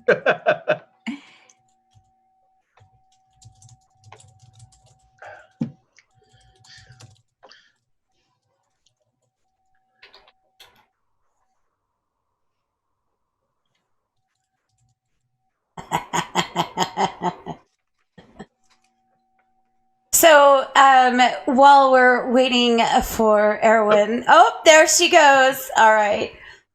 So, as you guys pay close attention to your muffins and whatnot, Nana will, after she comes back, she'll wash her hands. And then you see her cast prestidigitation to give them extra clean. And she'll come over to you, Caelynn, and she'll say, Nana would like to ask you a question, if that's all right.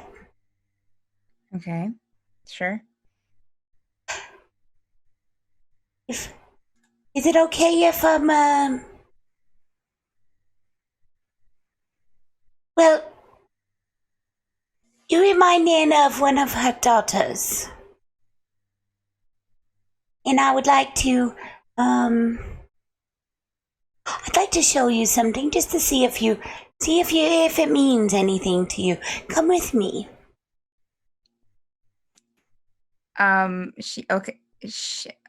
Okay. She'll look over to Mortimer or Galathor or any of the three to catch their eye. Okay, so she'll see Aeronwen and Mortimer and just kind of nod to them like, I'm going with her. So I don't come back. We'll point over his head like, give me a buzz if, And she'll start walking off, and she's not even noticing you do this. She'll follow. She'll just go down. She'll go down to a door. She'll go to a doorway that's kind of, off to the side that you might not notice at first. But she'll open it, and inside you see there's a variety of muffins that are already made. And she'll motion to them and say, "Aren't these beautiful? I spent all day baking." Yeah. What do they look like? I mean, they're just a different variety, Kim. Yeah, there's some that are green that have like little skulls that look like they're melted, and there's some that look like there's tentacles coming out of them. They're brown, and then there's some that are black with like the head of like a monster that you've never really seen this kind of monster before on it. And she'll say, don't touch those, are dangerous. Those are for the bad guys. And then she'll go over and you'll see like this wall of like, the closer you get to the wall, you smell like banana bread. But like on top of it, there's like a image that looks similar to the man that was on the front of her book with like a top hat on it, and it's got like a blue top hat, and she said, those are special. You might not want to touch those. And then she'll go over and you see a bunch of funfetti cupcakes, much like the ones that were at the tavern. And then, there's just, some standard chocolate looking ones with vanilla frosting and like carrot cake ones. And she'll start like getting a bunch of them, and she'll take she'll take a tray, like a container kind of, and start putting a variety of muffins in them. Each only holds like 6, but she'll hand you one and say, "Can you hold these for me?" And then she'll start gathering more and start handing you more. So pretty soon you'll have like 4 or 5 containers. And then she'll say, "Just be very careful. Does this mean anything to you? These muffins, a wall of muffins. Do you feel inspired?" I mean, it is a lot of creative effort. You definitely spent a lot of time making these. You know why I make them? No. Because sometimes it's nice to do something nice for people. And I like to do nice things. And then there's some times where you can't be nice to people and you have to teach them lessons, and Nana does not like to teach them lessons because consent is important. And if somebody tries to scale the fence, Nana will consent to whooping their ass. So sometimes you have to be nice, and sometimes you have to be nice with consent. I agree, I think. That's good. So just remember, when you're out in the world, sometimes it's nice to give somebody a muffin. And she'll wink at you. Okay. And then she'll get some more and carry her own sets out. Close the door behind you. You never know what will come through the door. You always got to close the door. Right. And she'll close the door. And you see Nana coming out with a couple of like little baskets of muffins. And she'll say, "All right, now it's time to put the magics in some of them. Is everybody's muffins ready?" Yes, I think. Sure. Aeronwen has like a whole like counter full of muffins, and you can tell which ones were her first try at putting the molten stuff in, because they're just kind of exploded. And then you can see like the progression as she got better. It's like a chromatic scale. Oh, that's adorable. Nana remembers the first time she put her foot off into the muffins. It happens. Yeah, these are my flavor test muffins. And I hope you don't shoot lightning out your ass. But you don't. I can do that on command anyways. Oh, I really like you. We go ahead to, we go ahead to spend more time together one day. But everybody, oh, look at yours. And she'll point over to you, Mortimer. Oh, those look like little people things. Little pockets of people pockets. Ooh, that's a good name. Ooh, do you like that name? I like the way it turned out. I think you did a very good job. It's not necessarily a battle muffin, but a battle pocket is fine too. It's always good to be creative. And that's spelled K-R-E-T-I-V. That's it. Yep, that's right. I don't like to use big words. Then she'll look over to you, Galathor, and she'll say, "Did you make Nana some of that fancy iced coffee?" Ooh, I may have used it all in the muffin. You used all the coffees? It's an energy muffin. I think it needs all of the help it can get. and you'll see like her bottom lip quiver and her eyes water a little bit, and she'll sniffle. Yeah, that's fine, okay. And she'll turn around, and Aeronwen, you see her like kind of like wipe her face on her shoulder, and she tries to hide the tear that's creeping down. I'll just kind of like wordlessly just like hand her an orange filled muffin. And her hands being still full, she'll just lean forward and take a bite. Thank you. Yeah. It's okay. He can make more.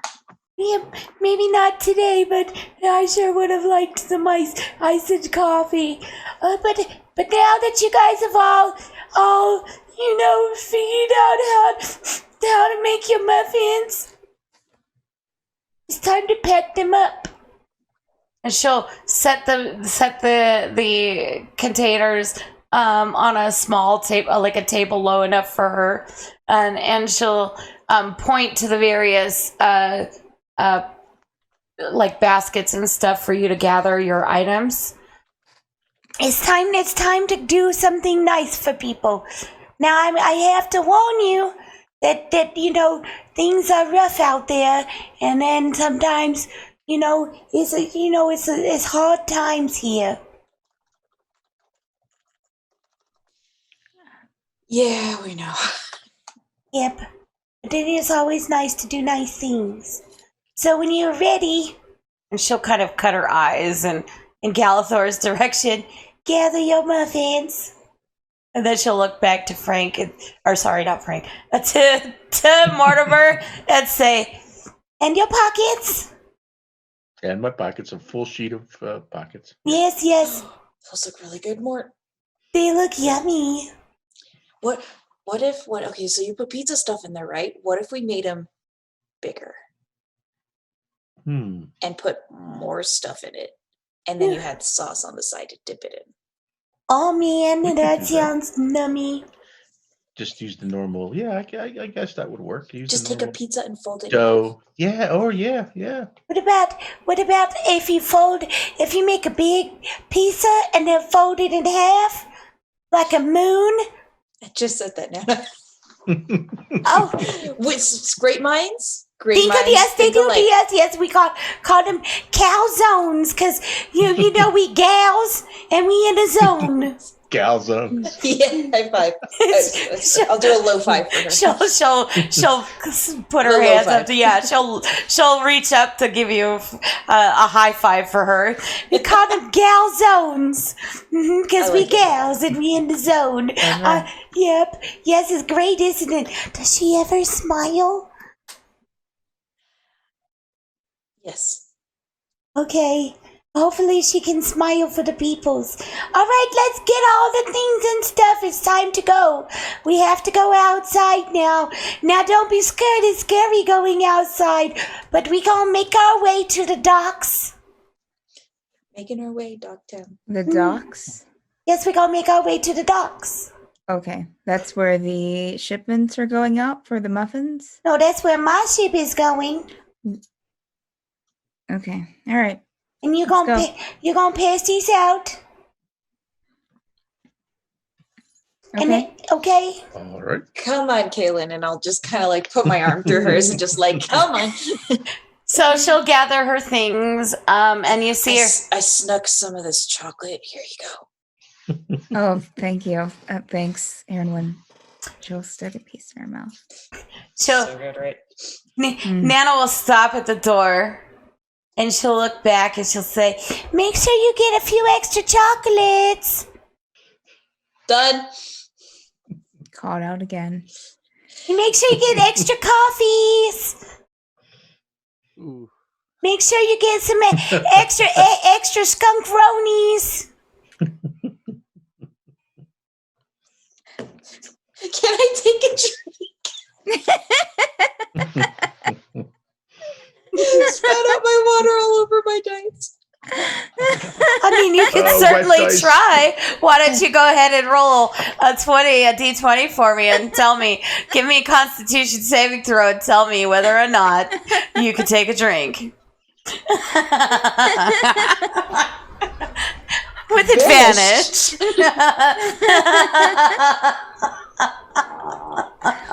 Oh my god.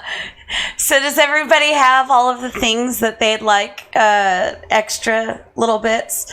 If so, Galathor, I'd like you to roll for me a d20. Frank, also a d20. And Aeronwen, a d20. I'm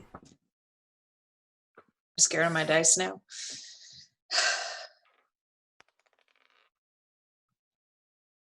Flat 12, or with no pluses, All right. So you managed to, you're able to find 12 pieces, 12 medium size. If you think of the summer sausage, the smaller ones, you managed to find 12 of those pepper skunk ronies, the skunk ronies, skunketti ronies. You managed to get 12 of them to take with you. What did you roll, Aeronwen? 13. Okay, so you're able to get about 1.5 pounds of 3 different varieties of chocolate. Yes. Wow. Nice. Galathor. Rolled a 9. All right, I'll let you get 1 pound of 3 different types of coffee. Wow. Excellent. A pound each? A pound or- each. Oh, Yeah. What? Now, It's mind just you, like rolling in the chocolate. mind you, this is coffee beans, and depending on the chocolate, either it'll be cocoa powder or actual already done chocolate. I'll let you choose that. But yes, and then Mortimer, based on like the way that these skunketti ronies are made, that they'll probably last about 4 to 6 months because it's wrapped really good. Yep. So do I put that chocolate in the equipment or in the treasure section? You're gonna put that in the treasure section of your sheet. These are treasures. My precious. My precious, yes. So, Caelynn, what are you going to want to get? Or do you think you have enough? I'm good. Okay. And she'll look at each of you and say, now I only ask, that you write me from time to time and let me know how you're doing on your adventures. And then if you need advice, it's fine. But I would just really like to know how your adventures are going sometimes, and if you're happy and if you're spreading joy. That's all I ask. Is that a fair trade? I think More than that's fair. Okay.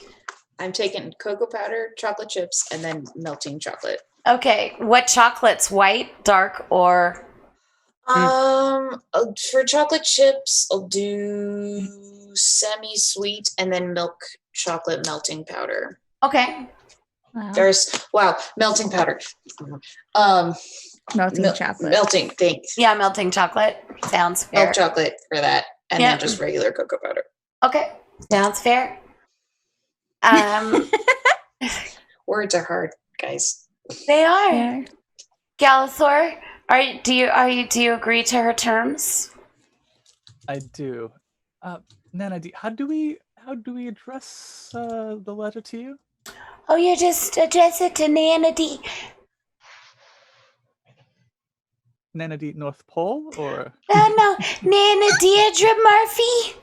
Anybody who is a delivery person, especially the quicklings, know how to get a hold of me.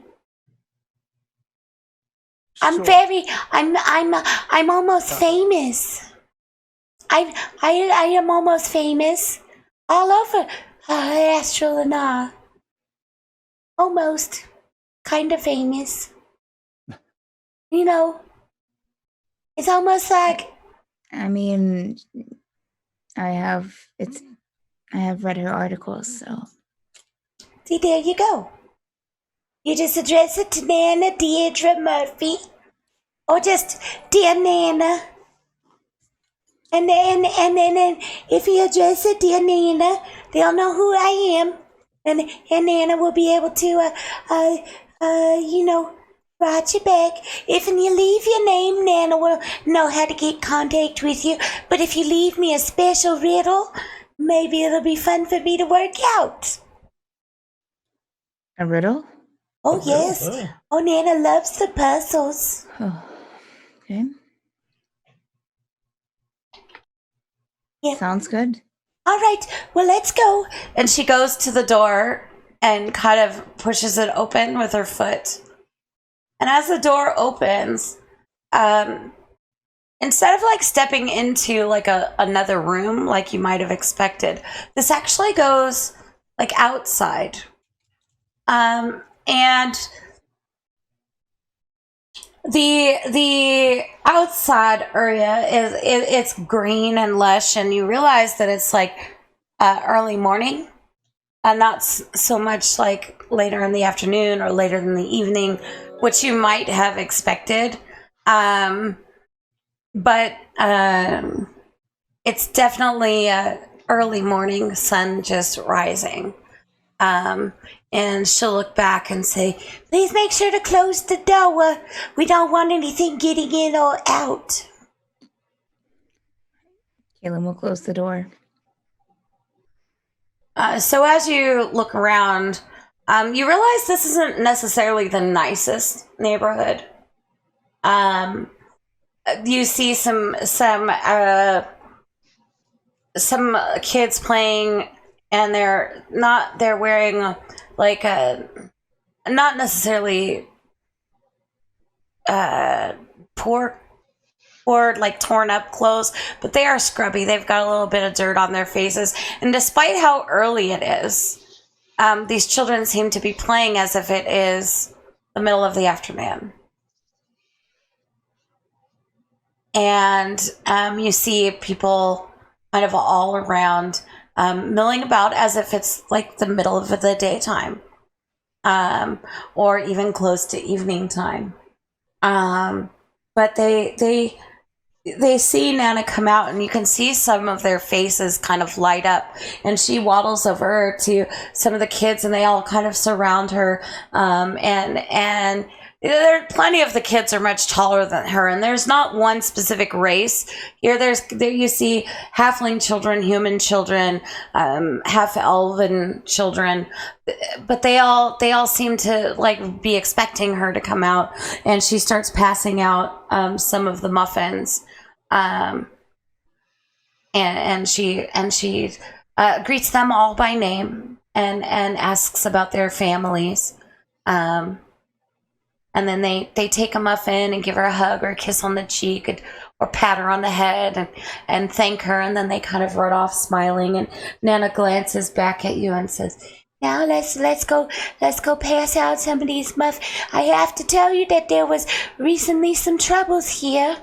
And some, like everywhere else, sometimes folks go out to protect us, and they don't always make it back in one piece or at all. And some of these children and some of these folks that families are missing someone very important in their lives. And so we're gonna go and try to help cheer them up, okay? Sounds good. So make sure you smile. She'll look at you, Caelynn. Make sure you smile. Smiling is important. And she'll kind of step aside and kind of look around, and you see like this row of doors that are open, but it's like several small huts that are like next to each other, like not necessarily huts, but like shacks, and they're very close together. And this little community looks like they're close, but more impoverished than like any of the normal towns that you've been through. If anything, this is like a smaller village, but you can definitely smell the salty, or like the salty scent of the ocean on the Ura. So you know that you're near water.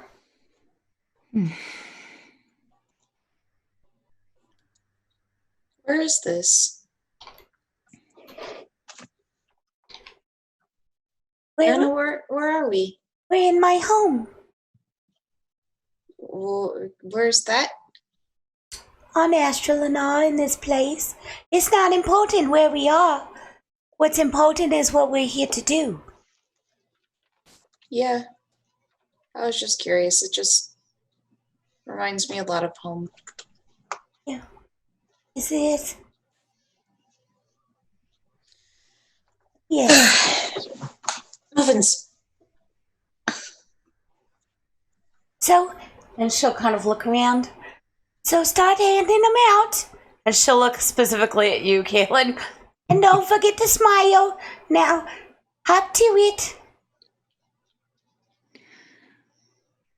Caelynn will put on a very kind of slight smile, forced a bit. Don't scare them. I'm smiling. Do you want one of my happy muffins? I have a happy muffin.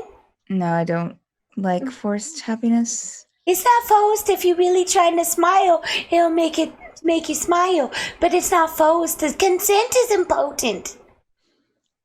And I don't consent. That's fine. But I will try my best. Thank you. That's all I can ask. So she will start passing out the muffins. Okay. Do you just walk up to someone randomly? Do you go to one of the open doors? Across from you, you see there's a row of shacks. And you see some women out washing clothes in a wash thing with wringing them out in a bucket. And hanging them up on strings between the shacks. You see some women just kind of cooking in a can, it's like a burl, like a metal burl. And there's flames coming out of it, and you can see them roasting rabbits over it. She'll go up to the women. They all kind of look at you and kind of shrink away a little. I'm sorry to disturb you. Would you like some muffins from the bakery? They're really good. We had some extra. The women will step forward and Show the box kind of open. as she reaches in, you see that her knuckles are red from all of the washing that she's been doing, and her hands are a bit swollen. You see you see that her up to her elbows, it's cleaner than the rest of her body, because she's been cleaning with in the water. But her is a little messy, and she's got some dirt on her face, and her clothes are a little worn, and she'll say, "Oh, are these from Nana D's?" Yes, they are. Oh, well, thank you. Yeah. It's always nice when she is able to come outside. And she'll take one of the muffins, and she'll break it in half and offer it to another lady that's standing nearby. Oh, you can each have one. Our very You can own. have a whole one if you want. Very own? But we don't have any coin to give you. I don't think that she's accepting coin. I think they're free. And the two women look towards one of the doorways and look back to you, and she says, May I take one for my husband?" Absolutely. So a few of the women come over, and they each take one. This particular one takes another, and she says, "Thank you. I appreciate. May I ask who you are?" You can call me Caelynn. Oh, very nice. And your name? Shelby? My Nice to meet husband's name is Cliff. He just recently came back and he'd come out to meet you, but he's missing a leg. No, please, again, take him a muffin. Are you sure? Yes. She'll reach in and she'll take a second and she'll disappear into the hut or the little shack, and you hear somebody call out, "Thank you, Caelynn." Male voice, and you can almost tell that it's kind of choked up a little bit.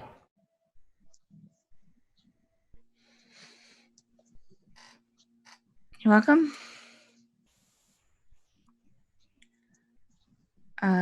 Did all the other women get some, Kim? Yes, they all came in. After seeing Shelby taking some, they all come and take one. Okay. They're all very thankful and appreciative, and you can some of them almost look like they're crying as they take one. Galathor, what do you do? Galathor's gonna approach the kids. Okay.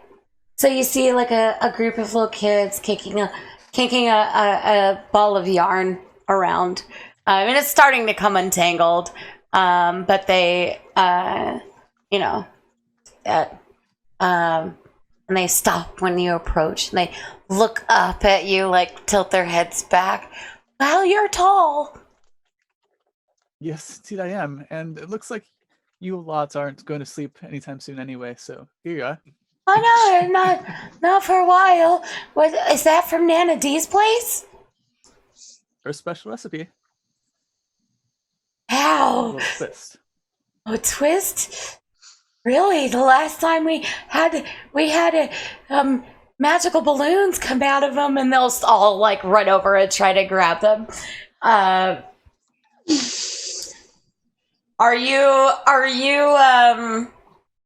Are you giving them the ones that have your energy drink in them? Or the energy? Yep. Oh, okay. Wow. Parents are going to hate you. Yep. So, You don't know how terrible it is. all right. So if you could roll 3d20 for me, because that's how many kids come up. Oh gosh. They'll have to share. I think I only had uh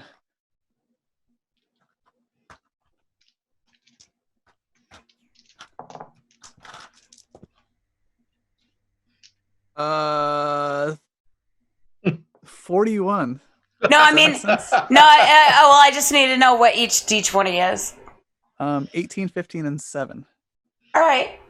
So these little kids, they come and they inhale them quickly.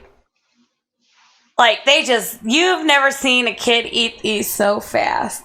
And they like go back and they thank you, and some of them still have frosting on their face, and their hair is messy and their faces are dirty, their clothes are not. You are dressed far more regally than them.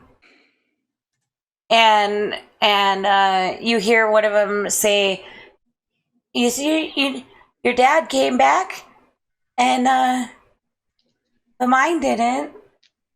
And the other kid says, "It's okay. They were protecting us anyway.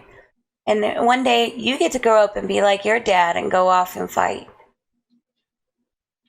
And then all of a sudden, like the kids like burp almost in unison, and then like these wings shoot out of their back, and they're all lifted up into the and they start like squealing and freaking out, and then they start giggling and then start zipping around, and you guys watch these kids like flying around. They grab the yarn ball and like start pick it up and start tossing it, and there's yarn that's getting caught everywhere as they're like zipping around and flying, and you hear some of the ladies call out, "Nathaniel, you get back, you get down!" And you see one of the ladies look at you, Galathor, and just shake her head, but smile, kind of appreciative for a little bit of laughter. And don't get into too much trouble. Helm protects you. And as you say that, someone from behind says, "Home protects you." Oh, another follower of Helm? My name's Galathor. My name is Belinda. Pleasure to meet you. I've never seen you before. First time here. Interesting. Do you happen to know Nanady as well? Indeed. Her and her husband Peepa have been watching over us for a time. She bakes and she doesn't often get out, so there must be something special happening. It's been a while since her husband's been back.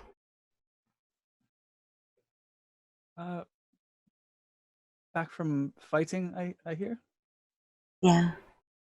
Yeah. He goes out to sea from time to time. Sometimes there's people that need help and they lose them along the way, but yes. I'm sorry to hear that. May I inquire who they're helping? Lost travelers. Sometimes there's fighting, and they protect us all from various creatures or armies that try to invade, or even pirates. Pirates.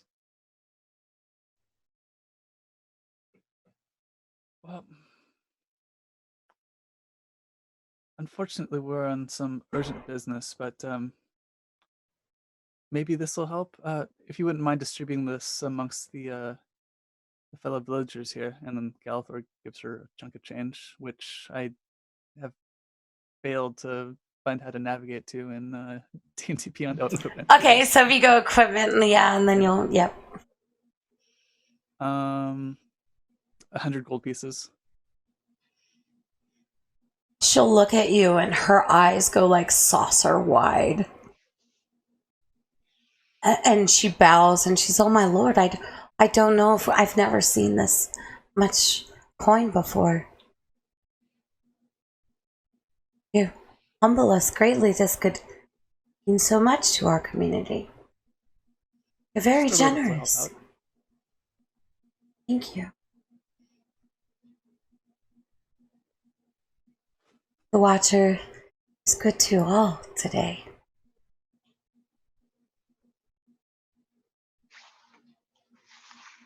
The Watcher. It's been a while since I've heard that one.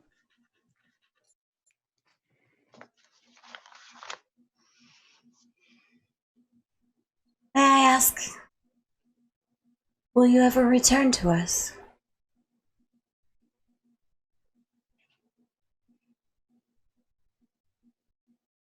I suppose that depends on Nanady. No promises, but I'm sure one day we'll meet again. Well, I'll be sure to. If you don't mind, if we all write from time to time, maybe Nana could contact you. Of course. Thank you. Thank you, my lord. I shall bow, like very humbly.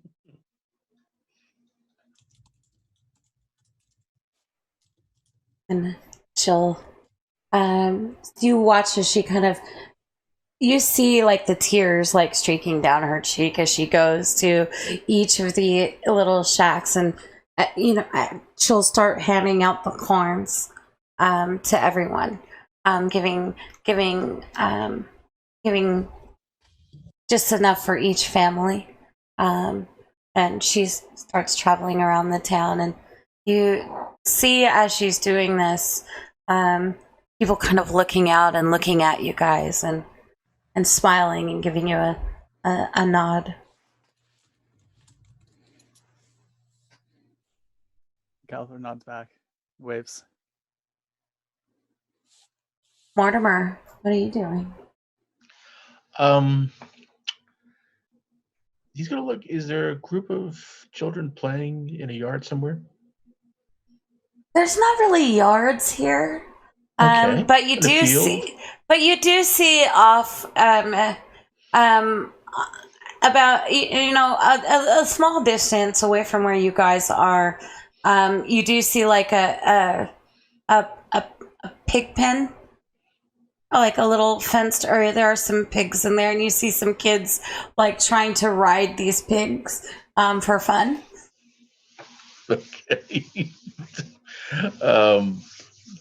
They look like they need a distraction. Okay. I'm going to walk up to them and say, who wants to play a nice little adventure game? Adventure? What kind of adventure? And one of the little boys jumps down and runs over. I've never seen you before. Well, I'm new here. I just came here, just visiting. We're going to play a little, not quite hide and seek, but more seeking than anything else. And how many, let's just give a number on how many kids. 10, 15? There's about 6 or 7. Okay, 6 or 7. All right, then we'll escalate a little bit. I'll ask them now. Oh, you have to cooperate. You have to be play by the rules. So I want you all to turn around, hide your eyes. They all look Until at I each tell other. you. They all look at each other, turn around, and cover their eyes. All right, and I will go off into the field, and I will hide 1 gold piece for each of them. Okay. In an area, yard or field or something like that. Okay. And then I will come back to them and break up 1 peeping pocket. Okay. And give them each a piece and to help them along and tell them I've hidden some things out in that field. This will help you find it. And once you find 1, that's all you can only get 1, and then come back. And then so everybody else has a fair shot at getting something. Okay. Could you roll 7d20 for me? Okay. And just tell me what each of them, because I don't have my dice. I'm sorry. I'm relying on you for this. Just 7 straight d20 for me, and tell me what each number is. Right, I mean, it's possible people don't have 70-20 just sitting there. Oh no! I mean, how do you do this in fantasy? What I forget? Oh, you could just do /DIE space 7d20. Yeah, let's do it. And then just tell me. Yeah, sorry. I assumed that you were using Fantasy Grounds anyway for this break. That's I'm all right. sorry. That's all right. I suppose I could not okay. be lazy and pull up rolls.org or something. Sam's like, I'm ready. Okay. Are you ready? Yes. 1, 7, 18, 3, 10, 2, 13.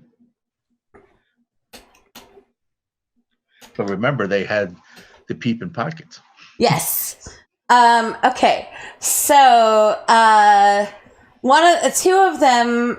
Okay, so I have 1, 7, 18, 3, 10, 2, 13. Mm-hmm. Okay, so 3 of them reach for the pockets, 3 of them reach for the pockets, and they take a bite. And that's so hard! My neck! I didn't know that was what I was rolling for. Oh, geez. Okay. And they run over to the trough in the pig pen and like start drinking some of the water. Oh, God. And then the other ones like look really excited, and they what is this? This is skunketti. Oh, it stays like this skunketti ronies. Oh, this is so good. And they start running around, and after a time, they each find 1 single coin, and they look like they found like the biggest treasure they've ever seen in their entire lives. and they come back to you and show you the coins as if they're trying to give it back. No. This is for you. Give it to your mom, or give it to your parents, and have them, spend it on some on you, and some maybe on the family. But showing you how sometimes it's good to be inquisitive and to search for things that sometimes aren't readily seen. That's really the best thing I've ever. This is so much monies. Like, are you a king? No, far from it. What's your name? I am Mortimer. Mortimer. What's yours? I'm Cliff, and that's Carl, and that's Roger, and that's Jenny, and that's Mary, and that's Hannah, and that's we call him Pigpen because he likes to play in the Big Ben. Oh. Well, someday maybe he'll grow out of that. Maybe. Yeah. Please tell me Pigpen just has a perpetual cloud around him. As you look over, go ahead and roll a perception, Aeronwen. Please.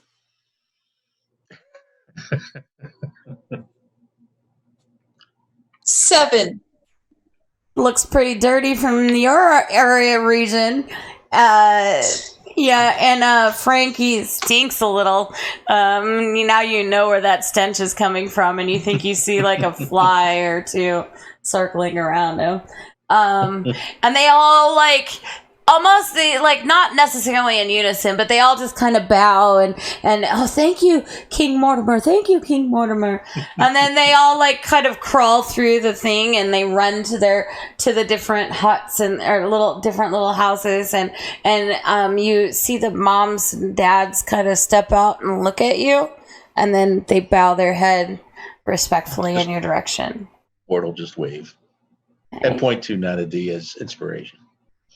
And then there's this look in their face of, oh, okay.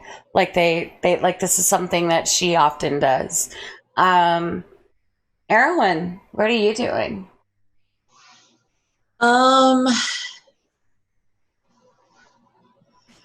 She's gonna kind of just follow, go the opposite direction Nana went. So they were kind of making a circle. Mm-hmm. So she'll kind of go that opposite direction. But when the kids sprout wings and start to fly, she'll shoot out her own wings. She'll activate her wings of flying and just kind of hand the couple of baskets of muffins to the people closest to her. Just be like, here you go, and then jump in the air and go fly around with the kids. Oh, and the kids will giggle and laugh and do little fly circles. Some of them try to do somersaults in the Ura. She'll show them how to do it. Oh, fantastic! You gotta kind of tilt. And then they'll tilt the wings back just slightly, and then whoosh. So as you're showing them all these fancy moves, the kids are giggling and laughing, and you even hear some of the adults down below laughing, and you can tell by the way that they're laughing that it's probably been a long time since anyone here has really had a good laugh. And in fact, as you're flying around, you see Nana D looking up at you with a smile on her face and tears running down her cheek. This is a really happy moment, not just for these people, but for her too. And then Aeronwen will she'll face the kids and be like, do you want to see something really cool? Oh, yeah, show us. We want to see. So I have a story for you, okay? Oh. Sometimes dragons will disguise themselves as people, and they'll come down the mountain, and they'll have families, and they'll pass on their dragon traits. And she'll kind of go like this, and her fangs and her claws, just traits to their children. And then she'll fly up and then just kind of blow or blast her lightning breath up in the air. Okay, so kind of like trying to do like fireworks, like fancy. This is awesome. okay, I want you to roll for me performance, and I'll give you advantage. Okay, and she's purposefully not trying to hit anybody or anything. Oh no, absolutely, no, Right up in absolutely. here. Yeah, absolutely. Whoop. Sweet. 22. So as everybody's kind of started to gather around underneath where these kids are playing, and you guys see Aeronwen like lean forward and bare her teeth, and the kids like, spooky. and the kids kind of rear back and kind of giggle and squeal a little bit as if in sort of like fear, but more like, wow, this is so amazing. And then as you shoot up into the earth and let forth your amazing display of like, it's like, can you just? Yeah, it's like a deep bronze white lightning. And she shoots it up in the air and then kind of does a spin. So the lightning sort of just like shoots out tendrils and just kind of dances along the air, just finding anything it can to just. So as these sparks fly, everybody's clapping and laughing and smiling and pointing, and this is like the most amazing thing they've ever seen. And you see the kids kind of fly down and go to their parents and, Mommy, did you see that? The dragon lady has wings. She can fly. It is so pretty, and all the sparkles, and they all seem very, very happy. And as you're like coming back down, you notice that Nana D is making her way towards another part, and she kind of looks back, trying to get each of your attention and try to beckon you to follow. And then I'll fly down, land by the kids, and I say, "Don't try this at home." And then I'll follow Nana. They'll giggle and squeal. Caelynn will and I made sure that none of my muffins were the lightning muffins. They're just straight up muffins. Okay, straight up muffins, not all right. not shade lightning. Okay, just wanted to make sure. Village burned to the ground. It's like, Sorry. Yeah. My bad. Okay. Does Mort will start following. Yeah. Okay. All right. So as you guys get nearer to the docks, you notice that Nana's all but one little basket is empty, and inside are these muffins that have like a little image of the man that was on the book, and she'll say she'll kind of put it on her hip and adjust all of the top hats on them so that they don't fall off. And you notice that these muffins are blue. And she'll hold them on her hip, and she'll look at each of you and hold out her hand. I need my recipes back. Caelynn will give her the recipes. Yep. After she had copied them down in the meantime. Yep. Yeah, Aeronwen's gonna double check that she wrote them down. Okay. And then hand them back. Just like, wait, I did write this right. Okay. Galathor's may have a copy stain. Okay. All right. And Galathor, you copied yours down too, correct? Okay. He copied them. He copied them. Oh, I see what you did there. Wow. Okay. Well played. Mortimer, and you copied yours down too, correct? Yep. Okay. And so each of you give back the recipes, and she'll tuck them into the pocket in the front of her apron, and she'll smile and she'll say, I hope that you make good use of them. And she starts walking down. As she walks down the dock, you see her just hand one of the blue muffins to one of the dock workers, who blushes and smiles and says, thanks, my wife will really like this. And she goes, and you see that there's this ship waiting. And the name of the ship is engraved on the side.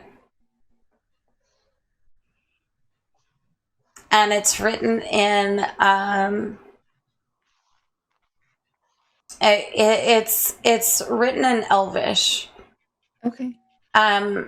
Do all of you read Elvish or no? Nope. I can. Hold on. I think I'm the only one here who can't. Yeah, I can. Yeah. Okay. All right. So all of you except for Aeronwen see that it clearly says harmony on the side. And she goes up to the, she nods, and some of the dock workers seem really shocked to see her, and they all say it's nice to see that you've gotten out of your house. And Nana will say, sometimes you just have to go for it. And what other good reason than to spread a little cheer? And she looks at each of you, and as she gets to the plank that goes up up towards the ship, you see that familiar looking gnome just dancing on the other side of a barrel. He's just shaking his booty and just getting down. And just so that you have a reference, Aeronwen, hold on 1 second. Let me get it for you, because I want to see the look on your face when you see this. Give me 1 second while I grab it from a channel. And here we go. Where are you putting this? I am going to put this in Zoom for you. Okay. So there it is. And chat, here it is for you in case nobody knows the dance. But this is the dance that he's doing. He's just really going to town. Just really every now and then he just swats at the Ura. I just can't wait to see the look on her face when she sees it. The one person who would understand the reference isn't here tonight, unfortunately. Oh, really? Wow. So this is the dance that he's doing. And he's just really shaking it. And every now and then he'll like swat at the Ura like he's spanking somebody on the butt. And he'll say, "Oh, hi. Are you ready to go home?" Is he talking to us? Yeah, he's talking to the four of you. Yeah. I guess. And Nana will look to each of you, and as she turns around, you see the tall man, a little older than the picture that was on the book, but easily recognizable as the man that she apparently was married to. And you see her hand him the basket, and he, of course, the blue battle muffins. How generous of you, Deirdre. And she gives him a tight hug as he leans down, and he picks her up. I mean, she's 3'2", and he's well over 6 feet. Galathor, he's nearly eye level with you. And he says, "Thank you for taking care of Nana for me. I hope that she didn't torment you too much." She taught us how to bake some stuff. "I'm famous, people. They're going to make battle muffins for everybody. You just wait. And they're going to write me and tell me all about it. Isn't that right?" She'll look at you guys. Yeah. Sure. Yeah. They're my new friends. And he'll say, "Well, that's nice, Dee. That's nice." And he'll she'll wave at you, and he'll turn and he'll say, "Safe travels to you." To you as well. And the little dancing gnome, the doorman, will say, "Oh, come now, let's go." And he'll open the door. Okay. Caelynn will go to the door. Bye. Thank you. Lots of chocolates. Yay! And she'll go through the door. Okay. Stowaway, Galathor gives a little shimmy as he goes through. Nice. All right. Mortimer, do you go through the door? I'll go through the door and make sure Mr. Lucky Charms closes it behind them. Okay, so just as the door is closing, Waiting all night for that reference. I know, right? So just as the door starts to close, Mortimer, you hear kids shout out, "Goodbye, King Mortimer!" Wow. And as the door closes, you find yourself entering back into the tower in the same spot that you guys had walked through. No tavern, just the tower. And the mist has now faded away, and it looks like the room that you left. And on the table next to as you turn to look where the door was, is just the wall. There's no doorway there. Doesn't look like there's ever been a doorway there. But on the table, next to the wall, you see a book, and it's opened about halfway. Caelynn will walk up to it to see what it says. It's actually a drawing of a ship that's been broken. Looks like damaged. And the one part that you do notice that's sticking out of the water is the word harmony. Around the ship, you see like tentacles coming up out of the water. And there's a story about Deirdre Murphy, a renowned baker and a columnist that gives wonderful advice. And it's almost as if you're reading an article about the shipwreck that caused the death of her husband. But now she resides in another place, still writing letters and still baking battle muffins, doing her best to bring smiles to the less fortunate and making people happy. Is there a date on this publication? It's about a week old. That the note the story of her, but inside you see that this is something that occurred about 4.5 years ago. Caelynn's going to look over. Mortimer, are you looking at the book too? Yes. I'm not really sure what to think of what just happened. It seems like we and she'll turn to Galathor and Aeronwen. Seems like we went through time. That doesn't sound feasible at all. Did we eat something that was bad and just had a group hallucination? Aeronwen will kind of open her rune book and be like, time runes, time travel runes. It's possible. Caelynn's going to open up her God, I can never remember the name of that. Her bag of holding. Good grief. I keep thinking like sack of many things. I don't know. That's a perfect name for it. That's a synonym. She kind of just looks open the flap of her bag of holding and looks inside. Are her muffins still there? They are, and they're very fresh, as if recently baked.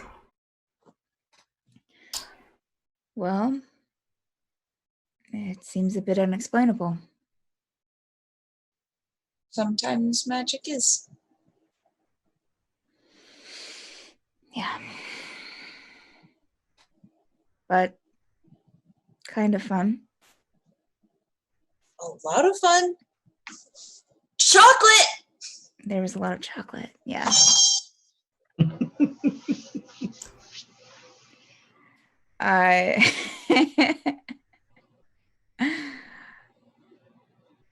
Yeah.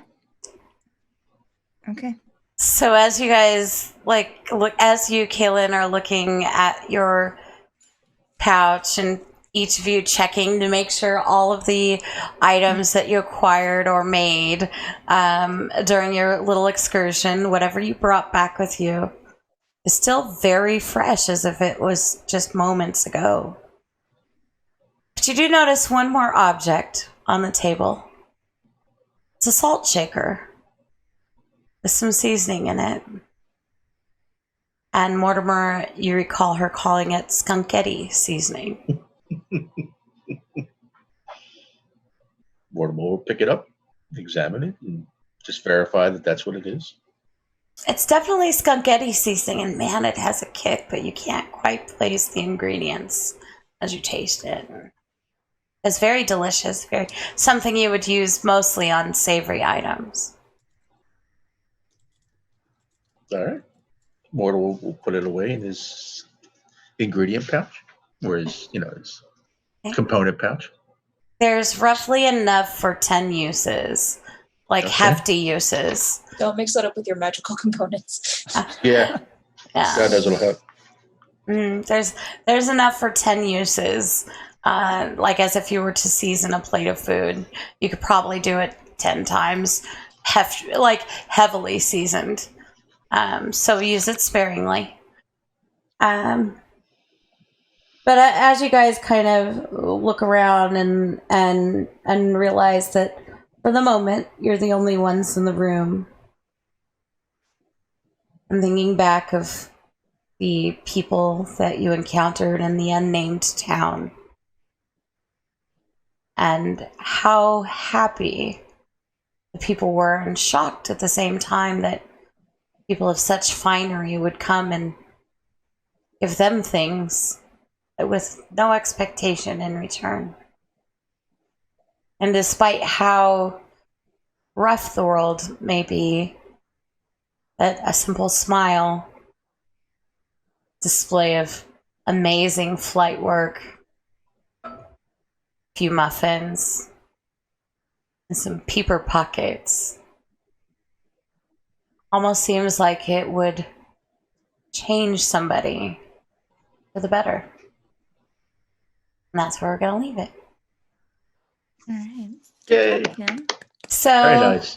I would like to thank you guys for coming and hanging out tonight with me. I know that, all things considered, one thing I like to do at the end of a session that I never do at the beginning is introduce players and their characters. So, Steph, I know you're familiar with this, so we'll start with you. Okay. Can you introduce yourself, your character, and how do you think Caelynn was affected by this evening? My name's Steph. I play Caelynn, a dwarven fighter / warlock. I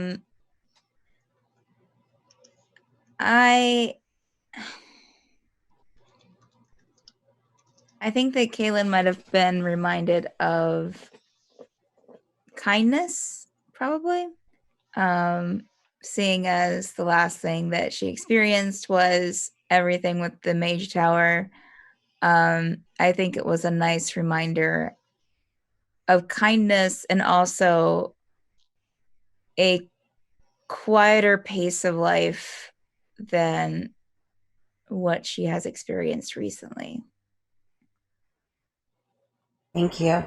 Aeronwen, can you introduce your character and what do you think her impression of Nana D was? Okay, so I'm Sam. I play Aeronwen, who is a half bronze dragon sorcerer, runechild sorcerer. And I think she's kind of happy to meet someone who's at least just as crazy as she is. It's just kind of like the the crazy grandma that you adopt, who is just so much like you that you're like, okay, we're friends now. Do you think Aeronwen will try to write to her? Aeronwen, yes. Yeah. Okay. I was gonna say she doesn't know how to write, but that's a lie because she does. I forgot. I'm mixing up my characters. Yeah, she would. Actually, it just reminds me of a very long story that I won't get into, but Okay. yeah, she's fond of Nanady. Okay. Galathor, why don't you... Okay, sorry. No. Question. Yeah. So my question for you is because you saw during the crossover the Amari Nanady and the Tonight Nanady. So who is Galathor? But really, what's going through his mind between these two? Ooh, let's see. Galathor's still probably trying to put things together. In terms of meta knowledge, I'm kind of min-max the character, so he has a pretty low intelligence. Okay. So he's probably just like super confused and trying to put together the pieces. Wow, poor Galathor. Well, Galathor shook hands with Amari before they left. That explains a lot. And so it was, they shook hands and she made sure to look him in the eye and everything. So it's two very different personalities, I'm sure. Definitely, yeah. Right. Is there anything else you want to add about the session tonight? Yeah, it was fun. It was definitely a change of pace. Dan runs a totally different game of D&D, so it's always fun to play with a new GM. Mm-hmm. All right. Mortimer. Yeah. What was what do you think tonight meant for Mortimer? King Mortimer, I should say.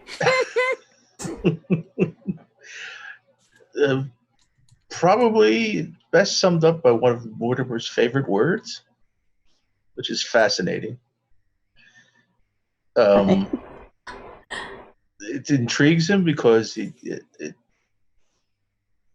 trying to noodle it out, so to speak, with the knowledge of planes of existence and the possibility of things. Trying to figure out what did he just experience. And then in the end, he'll probably kick himself in the head and say, stop worrying about it and just experience the moment. You also shook hands with Nanady, did you not? Yes, I did. So, and she gave you something, did she not? Yeah. Yes, she did. Yeah. I'm cursed forever. No. What's he thinking between the two people? Does he see, how does he kind of, knowing what he saw before, and the fact that did she do that? No, she did that in Aga's mind. When the guy changed or was trying to change and saw Aga, when Aga took over that man's body, how Aga was able to transform into himself. Do you think Mortimer may have some kind of hint as to the other Nanady versus the Nanady he just met? I think he would probably be more and more fascinated, committed to the idea, which is something that he's slowly coming around to, that things are never what they seem to be. Mm-hmm. So I know that, this is all kind of spur of the moment. Oh, hey, I'm going to do something for you guys tonight that's a little bit different. So I hope that I was able to impart that no matter how dark D&D can be, because we all know that it can get really dark and really intense. I hope that you guys were able to have at least a moment's reprieve for your characters to breathe and realize that there's more out there than the end of the world and the beginning of something new for other people. And maybe give you guys a moment of clarity to kind of enjoy that. Thank you. Is there anything that you guys would like to say or add or anything before we close out for the evening? Thank you. Thank you. That was fun. Yeah, I'm really glad that you enjoyed it. Really glad. So if you guys don't know who I am, hi, I'm Kim, also known as D20 or D20 TV or Tentacle Dr. Lady Tentacles. Thank you, Varoth. If you watch, well, we have a variety of things that happen on Madbird streams. Tonight is usually Stormfall with Dan, the DM. Tonight was myself stepping in. We hope you feel better, Dan. Tomorrow night at 10 p.m. Eastern is Court of Thorns, and that is the psychological, definitely really dark campaign. So I'm sure some of the players who play with me are kind of like, wow, she can do nice and fun things. Who are you and what did you do with our DM? Court of Thorns is very much you a DM that can do both. Yes, I am. Court of Thorns is very dark and a lot of fun. We will be in session 4. We did a bonus stream on Tuesday in place of Kyr's Lament. But definitely we will still have our normal session tomorrow, so be sure to stop by. I did not roofie him. Sunday is Obsidian Scar, which is the proper naughty campaign, and that's at 10 p.m. Eastern. And then on Mondays is the Forsaken. Why don't you go ahead and tell us about that, Steph, since you're the one that DMs it. Oh, right. The Forsaken happens on Monday nights at 10 p.m. Eastern time. Dan plays in that as well. I DM. Frank's in that as well as Melissa, who's in Stormfall, as well as a lot of other people. It's a campaign where I throw at them as many side quests as possible, and they pick up every single one of them, and it is wonderful because the main quests they still haven't gotten to yet, and we are session 13, 14. Oh wow, yeah, session 13, 14 in. And it is wonderful, she says with her eye twitching. Still getting to the main quest, but that's how it rolls.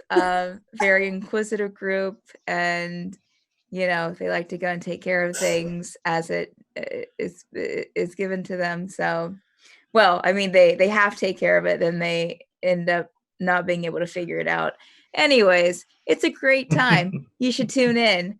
We got 7 players. Episode 13. Hopefully we can get somewhere. Yeah, it says now I just want to add on to that Steph plays in my Thursday short folk only group, and it took them 6 sessions to leave the starter town. So there you go. People get distracted. Not Uranus' fault. That's for sure. So, but on Tuesday nights at 7 p.m. Pacific, 10 p.m. Eastern, is Kyr's Lament, which I play in. And that is the All Evil campaign. We did the crossover a few weeks ago with Stormfall, and our group got to meet some. Nana D was being portrayed by the changeling Amari for meta knowledge there. So tonight's group got to meet the real Nana D. Oh, you didn't know that? Oh. No, I am unable to watch on Tuesday. Yeah, so Nana D. Spoiler. Sorry, spoiler. So the Nana D that you guys met during the crossover is Amari. She's a changeling, and then you guys got to meet the actual real Nana D tonight. That's why you saw her leave and then appear again. Like, these are two different people. Just sorry for the spoiler, Aeronwen. The more you know. Right? Yeah. So, oops. You guys actually got to meet the real Nana D tonight. Despite the fact that Precious Snowflake, I'm so sorry. And then on Wednesdays at 10 p.m. Eastern is Madbird Squawks, which is, where we have what everybody is referring to as D&D therapy, where you guys get to ask questions and we will talk to you about our characters and whatever you throw at us.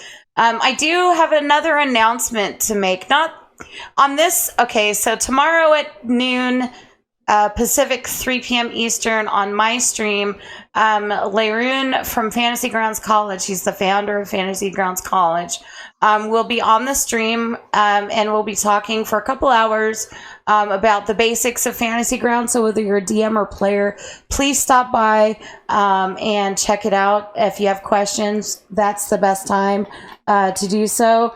Hold on, DE_20TV. But also on Sunday is the, thanks, Half Donut. So also on Sunday, this Sunday at 10 a.m. Eastern, I'll be doing a one-shot for Wounded Warriors Family Support. But more importantly, not this Sunday, well, that's really important to me. But the following Sunday, at 5 p.m. Eastern, there is a new campaign that's going to be starting. It's a very wholesome campaign, or at least that's the idea. But as I did with Court of Thorns, I will be doing again. We'll be talking in the preparation for the campaign to be set up and get everybody written in. I'll be DMing a very wholesome group of folks, and we'll be revealing that soon, TM, who'll be traveling about Wildmount, acolytes of Mystra, who are putting magical items in the world for adventurers to find. It's a very happy-go-lucky, I don't know, hippie kind of group. Well, not necessarily hippies, but they're very wholesome, happy. They may not necessarily fight every battle that they come across, but they will certainly be determining where adventurers find their now I want to be a hippie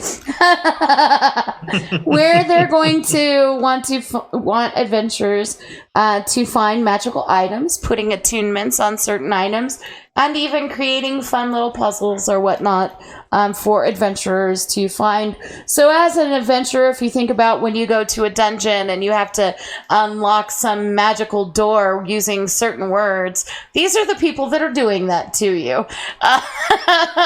So it'll be a lot of fun. So we'll be talking about Mystra, we'll be talking about this very special order that these people come from, and we'll be talking about the world of Exandria.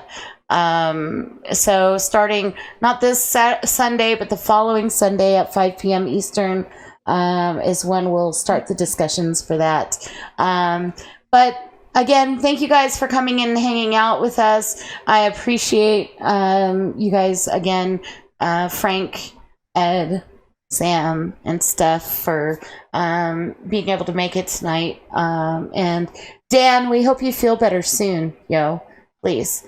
And everyone else in our group who was unable to make it tonight, we hope you feel better, everything works out. We miss you all. See you next week. Yes, so we'll see you next week, guys. Thank you. Have a good night.